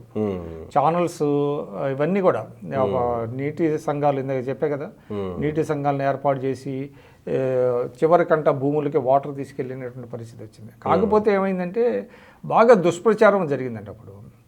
ఆయన కూడా అంటే చంద్రబాబు నాయుడు గారు చాలామంది ఏమనుకుంటారంటే ఆయన విపరీతమైనటువంటి పబ్లిసిటీ ఇచ్చుకుంటారని అంటారు కదా, కానీ అందులో ఆయన చాలా వెనకబడి ఉన్నాడు. నా ఉద్దేశంలో పబ్లిసిటీ ఇచ్చుకోవడంలో చాలా వెనకబడ్డారు. అంటే చేసిన పనులు చాలా వరకు చెప్పుకోలేకపోయారు. చేసిన పనులు చాలా వరకు ప్రజల్లోకి వెళ్ళలేకపోయింది. రాయలసీమకి నీళ్ళు ఎవరు ఇచ్చారు అని అంటే ఎవరు చెప్పుకోవచ్చు సార్? రాయలసీమకి ఎవరిచ్చారు? తెలుగు గంగ ద్వారా తెలుగు గంగ ఆయన ఇచ్చారు, ఎన్టీఆర్ ఇచ్చారు. సరే, రాజశేఖర రెడ్డి హయాంలో కొన్ని మొదలు పెట్టారు. అంటే పోతిరెడ్డి పాడు హెడ్ రెగ్యులేటర్ని సామర్థ్యాన్ని పెంచడం అట్లాంటివి కొన్ని చేశారు. తర్వాత మొన్న 5 ఏళ్లలో చంద్రబాబు నాయుడు గారు గండిపేటకి మచ్చుమర్రి ఇవన్నీ చంద్రబాబు గారి కదా చేసింది. తర్వాత మీకు ఎలిమినేట్ మాధవరెడ్డి ఎత్తిపోతలు ఎవరు చేశారు? చంద్రబాబు నాయుడు గారు చేశారు. మరి బాబ్లీ ప్రాజెక్టు బాబ్లీ ప్రాజెక్టుని కూడా ఆ రోజు చంద్రబాబు నాయుడు గారు జాతీయ స్థాయిలో ఉద్యమించారు. ఆయన అరెస్ట్ అయ్యారు కదా మహారాష్ట్ర పోలీసులు. ఫస్ట్ దాన్ని బయటికి తీసుకొచ్చేది తెలుగుదేశం. అది ఎవరికి ప్రయోజనం? తెలంగాణ ప్రాంత ప్రజలకే ప్రయోజనం కదా. మరి ఆ చర్చ జరగదు ఎందుకు? ఇంకా తెలంగాణ ఉద్యమంలో ఇప్పుడు మీరు ఇందాక చెప్పారు కదా, ఒక ఆయన ఎవరు 90,000 కోట్లు అప్పు చేశారు. దానికి ఎవరు చెప్తారండి సమాధానం? అంటే వాళ్ళు ఏదో ఛానల్స్ ఉన్నాయి కదా అని మాట్లాడేటండి. 90,000 కోట్లు అప్పు ఆ 9 సంవత్సరాలు జరిగింది అనేది ఎంత అంటే సంకుచితంగా. అంటే మనం ఒక ఆరోపణ చేసే ముందు ఒక జర్నలిస్ట్ అనేవాడు, అంటే వేరే వాళ్ళు ఎవరన్నా చేయొచ్చు, జర్నలిస్ట్ అనేవాడు you have to check the facts. అవును కదా, 1-2 సార్లు మనం చూసుకోవాలి ఇది నిజమా అబద్ధం. ఇప్పుడు నేను ఐ ఛాలెంజ్ అంటే 9 సంవత్సరాల్లో చంద్రబాబు నాయుడు గారు 40,000 కోట్ల అప్పు చేశారు. కావాలంటే వెళ్ళి మీరు అసెంబ్లీకి వెళ్ళి you can check the facts. అప్పుడు ఎంత అప్పు ఉంది, తర్వాత ఈయన దిగిపోయేటప్పటికి ఎంత అప్పు ఉంది అనేది. అప్పుడు ఇప్పుడులాగా కాదు కదా, అంత పారదర్శకమే కదా. ఇప్పుడంటే జగన్మోహన్ రెడ్డి అసలు ఎంత అప్పు చేశాడో ఎవరికి తెలియట్లేదు. అట్లాగా అప్పుడు అలా కాదు కదా. ప్రతి రూపాయికి అకౌంటబిలిటీ ఉంటుంది.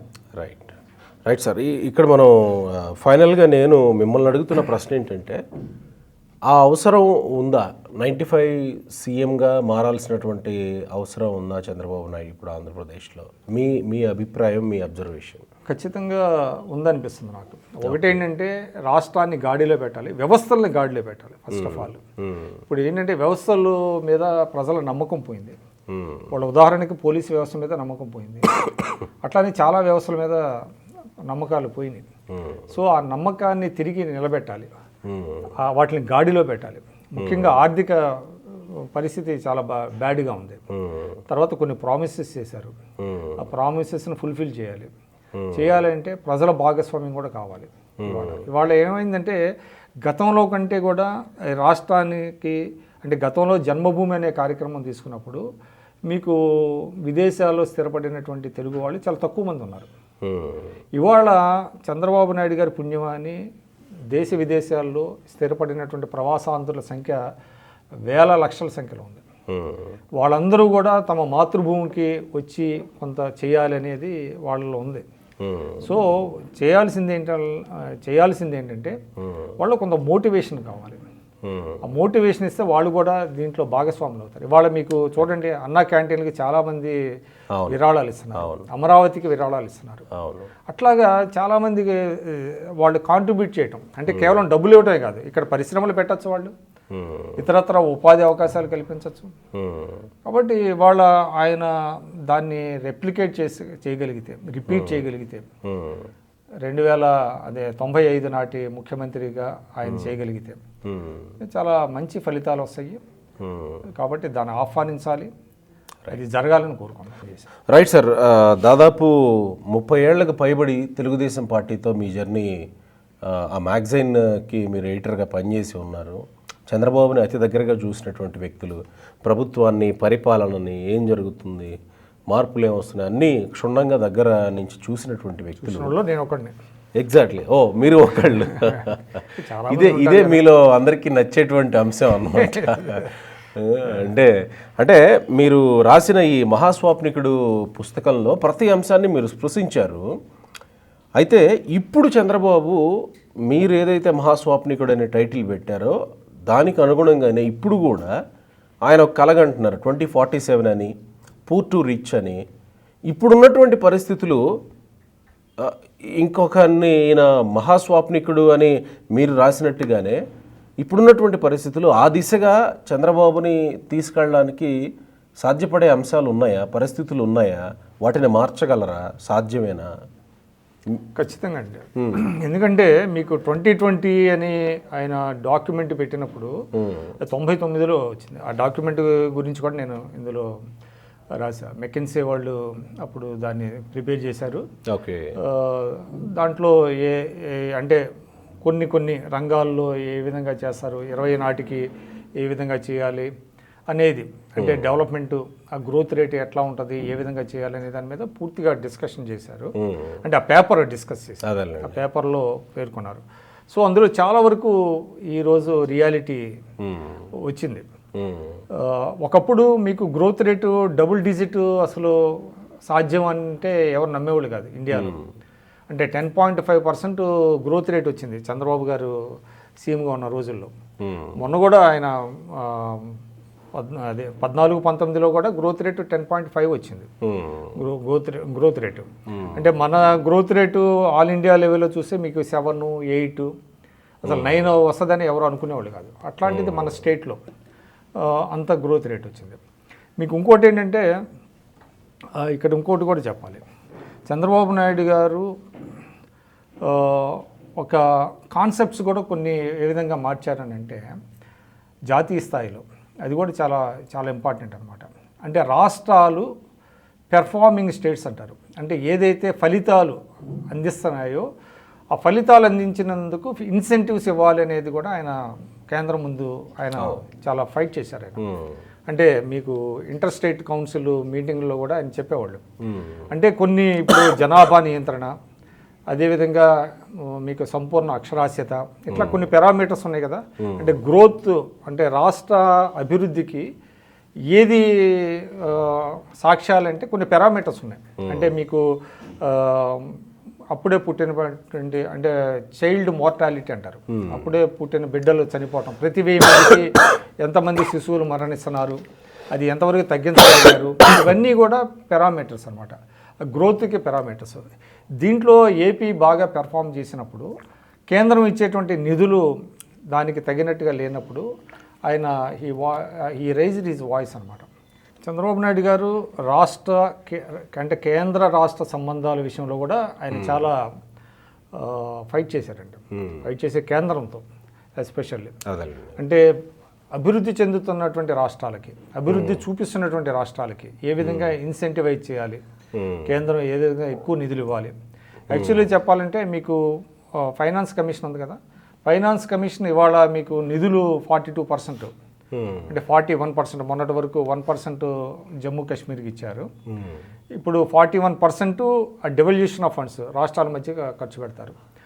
దాంట్లో ఎంత ఆ 41% పెంచడానికి కూడా కారణం అంటే ఒకప్పుడు ఎంత 15% ఉండేది, 15% నుంచి క్రమంగా 41% పెరగడానికి కూడా కారణం చంద్రబాబు నాయుడు గారు. అట్లాగా ఆయన చాలా వరకు ఏంటంటే భవిష్యత్తుని దృష్టిలో పెట్టుకొని ఒక రకమైనటువంటి ఇట్లాంటి విజన్ ఏదైతే ఉన్నదో 2020 విజన్, ఇవాళ 2047.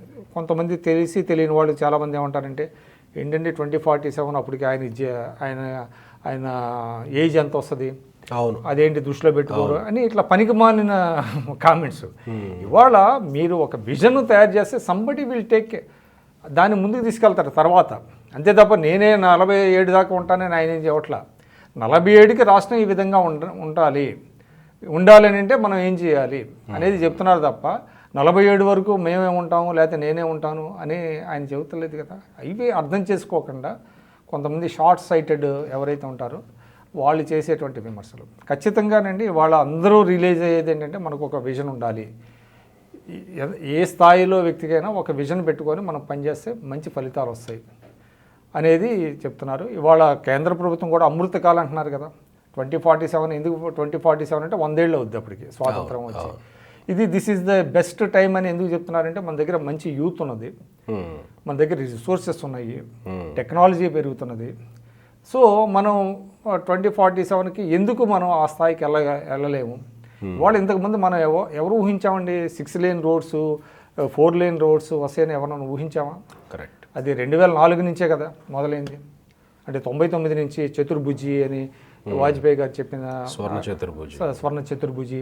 ఇవాళ ఫ్లైఓవర్స్ మనం చూస్తుంటే మన దేశంలో మన ఇన్ఫ్రాస్ట్రక్చర్ ఈ విధంగా ఇంప్రూవ్ అవుతుందని ఎవరు ఊహించలా. కాబట్టి ఏది సాధ్యం కదండి, నథింగ్ ఈజ్ ఇంపాసిబుల్ అనేది చంద్రబాబు నాయుడు గారి మోటో అది. Nothing is impossible. బట్ మనం కూడా కలగనొచ్చు అయితే కళలు కనాలి, కళలను సాకారం చేసుకునేందుకు కష్టపడాలి. సహకారం చేయడానికి కష్టపడుతున్న వాళ్ళకి సహకరించాలి. ఇప్పుడు యాక్చువల్లీ చెప్పాలంటే ఆయనకి కొన్ని ఎగ్జాంపుల్స్ తీసుకున్నారు, సింగపూరు ఇట్లాంటి ఇది తీసుకొని చేస్తున్నారు. కాబట్టి కష్టపడుతున్నారు, ప్రయత్నం చేస్తున్నారు, చిత్తశుద్ధి ఉంది, దానికి తగినట్టుగా ప్రజలను మోటివేట్ చేయాలి. అంటే ఎవరో కొంతమంది పనిచేస్తే కుదరదు, ఇక్కడ ప్రజలను మోటివేట్ చేయాలి. ఇవాళ ఆయన విజన్ని తప్పుపట్టిన వాళ్ళు, ఇవాళ నేను ఇంకోటి కూడా చెప్తున్నా, ఒక 20 years బ్యాక్ కొత్తగా సెల్ ఫోన్స్ వచ్చినప్పుడు నేను కూడా అప్పుడు కొంచెం స్కెప్టికల్గా ఉండేవాడిని. అన్ని పనులు రాబోయే రోజుల్లో మనకి ఫోను చేస్తుంది అంటే, ఇప్పటికే చాలామంది నేనే కనిపెట్టాను చంద్రబాబు నాయుడు గారు అంటున్నారు కదా, ఆయన మాట అన్నదే నేను కనిపెట్టాను కదా, దాన్ని ఏం చేశారంటే ట్విస్ట్ చేశారు.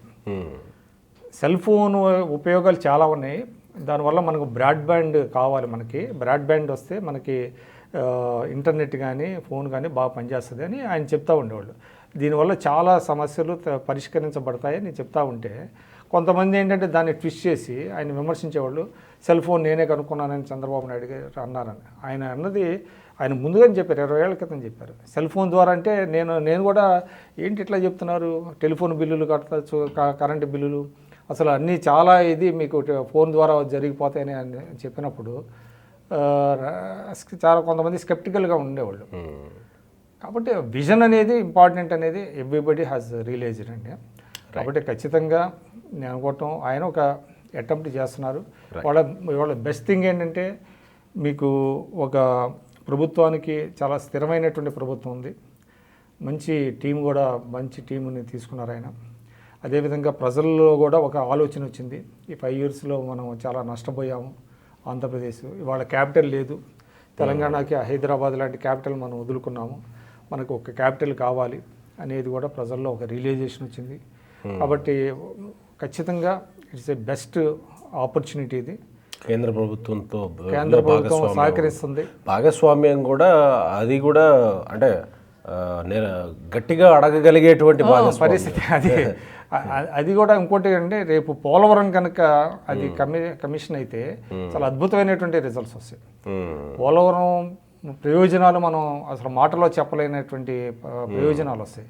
ఇటు సాగునీరు కావచ్చు, తాగునీరు కావచ్చు, ఇండస్ట్రీస్కి వాటర్ కావచ్చు, ఇటు మళ్ళీ రాయలసీమకి మనం ఆ వాటర్ని ఇటు రాకుండా ఏదైతే అంటే శ్రీశైలం నుంచి వచ్చేటువంటి వాటర్ ఇటు మీకు కోస్టల్కి ఉపయోగించకుండా అక్కడే ఉపయోగించుకునేట్టుగా అద్భుతమైనటువంటి రిజల్ట్స్ మనకి వచ్చేది. 5 ఏళ్ళు కనుక మనం లేకుండా ఉండుంటే, ఈ ప్రభుత్వం జగన్ ప్రభుత్వం ఉండుంటే అద్భుతంగా ఉండేది. సరే అయిపోయింది, మనం అది చరిత్ర కాబట్టి ఇప్పుడు డెఫినెట్గా పోలవరం కావచ్చు, కొన్ని ఏదైతే కేంద్రం సహకరిస్తుందో అమరావతి కావచ్చు, ఇవి రెండు కనుక వస్తే ఈ రూపురేఖలు కంప్లీట్గా మారిపోయే అవకాశం ఉంది. సరే అంటే చిన్న చిన్న ఏదైతే కొన్ని లక్ష్యాలు ఉన్నాయో వాటిని అటు కేంద్రం కావచ్చు, ఇటు రాష్ట్రం కావచ్చు, చంద్రబాబు గారు కావచ్చు, అటు మోడీ గారు కావచ్చు, ఏదైతే వాళ్ళు ఆశిస్తున్నారో ఈ అందేటువంటి అవకాశం అయితే ఉంది. Right, thank you so much Vikram గారు. అంటే మిమ్మల్నే ప్రత్యేకంగా ఈ కార్యక్రమానికి ఎంచుకోవడానికి కారణం ఏంటంటే, మీరు డైరెక్ట్ విట్నెస్ ప్రతి దీనికి. నాకు తెలిసి 95 సంక్షోభం అప్పుడు ఆ విషయాలు కూడా మీరు విట్నెస్గా ఉన్నారు కాబట్టి, అప్పటి నుంచి ఇప్పటి వరకు చంద్రబాబు ముఖ్యమంత్రి అయినప్పటి నుంచి 30 ఏళ్లలో మీరు ప్రతి విషయానికి డైరెక్ట్ విట్నెస్ ఉన్నారు. అందుకే మిమ్మల్ని ప్రత్యేకంగా ఆహ్వానించే కార్యక్రమానికి ఇచ్చేయడం జరిగింది. బట్ ప్రేక్షకులు కూడా ఇంతసేపు ఓపిక్గా చూసినందుకు వాళ్ళకి కూడా మనం థ్యాంక్స్ చెప్పాలేమో. అంటే ఓపిక్గా చూడటం కాదండి, అంటే మీకు politics is a serious subject అండి. అవును కదా, పాలిటిక్స్ ఏదో ఆషామాషి వ్యవహారం కాదండి. చాలామంది పాలిటిక్స్ అనగానే ఏముంది, తిట్టుకోవటం, అది ఇది అని ఏదో అనుకుంటారు కానీ politics is a serious subject. దాన్ని ఇన్డెప్త్గా వెళ్ళాల్సినటువంటి అవసరం ఉంది ప్రతి వాళ్ళకి. పైన విమర్శలు చేయడం కాదు దయచేసి. ఏ విమర్శ ఎవరినైనా చేసినా, ఈవెన్ జగన్ని చేసినా కూడా పై అంశాల మీద పోవటం కాదు, పెరిఫరల్గా పోవద్దు. ఏదన్నా చెప్పాలంటే లోతైనటువంటి అధ్యయనం ఉండాలి. ఇవాళ 60,000 కోట్ల ఏదో 90,000 కోట్లు అన్నట్టుగా కాదు అది. ఇప్పటికి మళ్ళీ నేను చెప్పదలుచుకున్నాను, ఏదైనా కూడా ఒక అధ్యయనంతో తగినటువంటి ఎవిడెన్సెస్తో చేయాలి తప్ప పైన చేయటం అనేది మంచిది కాదు. యాక్చువల్గా అంత లోతుగా తీసుకెళ్ళి ప్రజలకి తెలియజేసే ప్రయత్నంలో భాగమే మిమ్మల్ని ఈరోజు ఇక్కడికి పిలవడం. దట్టు ఇది ప్రజలకి తెలియజేయాలి అని మా చైర్మన్ గారికి కూడా ఉంది. రవిశంకర్ గారు ప్రత్యేకంగా, విక్రమ్ పూలా గారు అన్బయాస్డ్ జర్నలిస్ట్, జనాలకు అందరికీ తెలిసినటువంటి వ్యక్తి, అన్బయాస్డ్ జర్నలిస్ట్ అని అందరికీ తెలిసినటువంటి వ్యక్తి. సో ఆయన అయితే ఈ సబ్జెక్ట్ కరెక్ట్గా ఉంటుంది, ఆయన్నే పిలవండి అని ఆయన కూడా ఆదేశించిన తర్వాత మిమ్మల్ని కూడా చెప్తున్నా అండి. అంటే కంపారిజన్ లాస్ట్లో చెప్పదలుచుకున్నా, చాలామంది చంద్రబాబు నాయుడు గారు రాజశేఖర రెడ్డి గారికి పోలికి తీసుకొచ్చి రాజశేఖర రెడ్డి గారు చాలామందికి హెల్ప్ చేశారని అంటారు. ఇక్కడ ఏంటంటే రాజశేఖర రెడ్డి గారు వ్యక్తుల కోసం ఆయన తాపత్రయపడ్డాడు. చాలామంది వ్యక్తుల్ని పైకి తీసుకెళ్ళాడు ఆయన, చాలా సహాయంగా కూడా చేశాడు. అది ఒక ఇది ఆయన. చంద్రబాబు గారు ఏంటంటే వ్యవస్థల కోసం ఆయన ఎక్కువ, అంటే వ్యక్తుల కంటే కూడా వ్యవస్థలు ముఖ్యమైనటువంటి దాంట్లో చేసినప్పుడు ఏమవుతుందంటే కొంతమందికి నచ్చదు. నాకేంటి లాభం అని అడిగేవాళ్ళు చాలామంది ఉంటారు. నాకేం ఉపయోగం లేదు కదా అంటారు. అంతే తప్ప వ్యవస్థ బాగుపడిందా లేదా అని చూస్తారు. ఆ విధంగా చూసినప్పుడు వ్యక్తిగతంగా కూడా నాకేమీ, నిజానికి చంద్రబాబు గారి ప్రభుత్వంలో నేను ఎప్పుడు ఎటువంటి పదవులు తీసుకోలేదు, ఏమీ పెద్ద. కానీ నాకేంటంటే సంతృప్తి, వ్యవస్థలు బాగుపడినాయి. రైట్. అందువల్ల టు దట్ ఎక్స్టెంట్ ఏంటంటే చంద్రబాబు గారు అంటే మనకి ఎందుకు ఆయన నాయకత్వాన్ని లైక్ చేస్తామంటే, ఇవాళ ఒక ఏఎస్బీ పెట్టినా, ఇంకొక ఇతరత్ర పెట్టినా అద్భుతమైనటువంటి ఫలితాలు ఇచ్చినాయి. దానివల్ల జనరేషన్ టు జనరేషన్స్ బాగుపడ్డారు. అందువల్ల ఆయన నాయకత్వాన్ని మనం ఎందుకు ఇవాళ ప్రత్యేకంగా చెప్పుకోవాల్సి వస్తుందంటే ఆ ప్రత్యేకత అది. Right sir. మరి 2047 2047 విజన్ నెరవేరాలని, అందుకు మన వంతు ప్రజల వంతు సహకారం కూడా ఉంటుందని కోరుకుందాం. Thank you so much. Thank you Gopi గారు.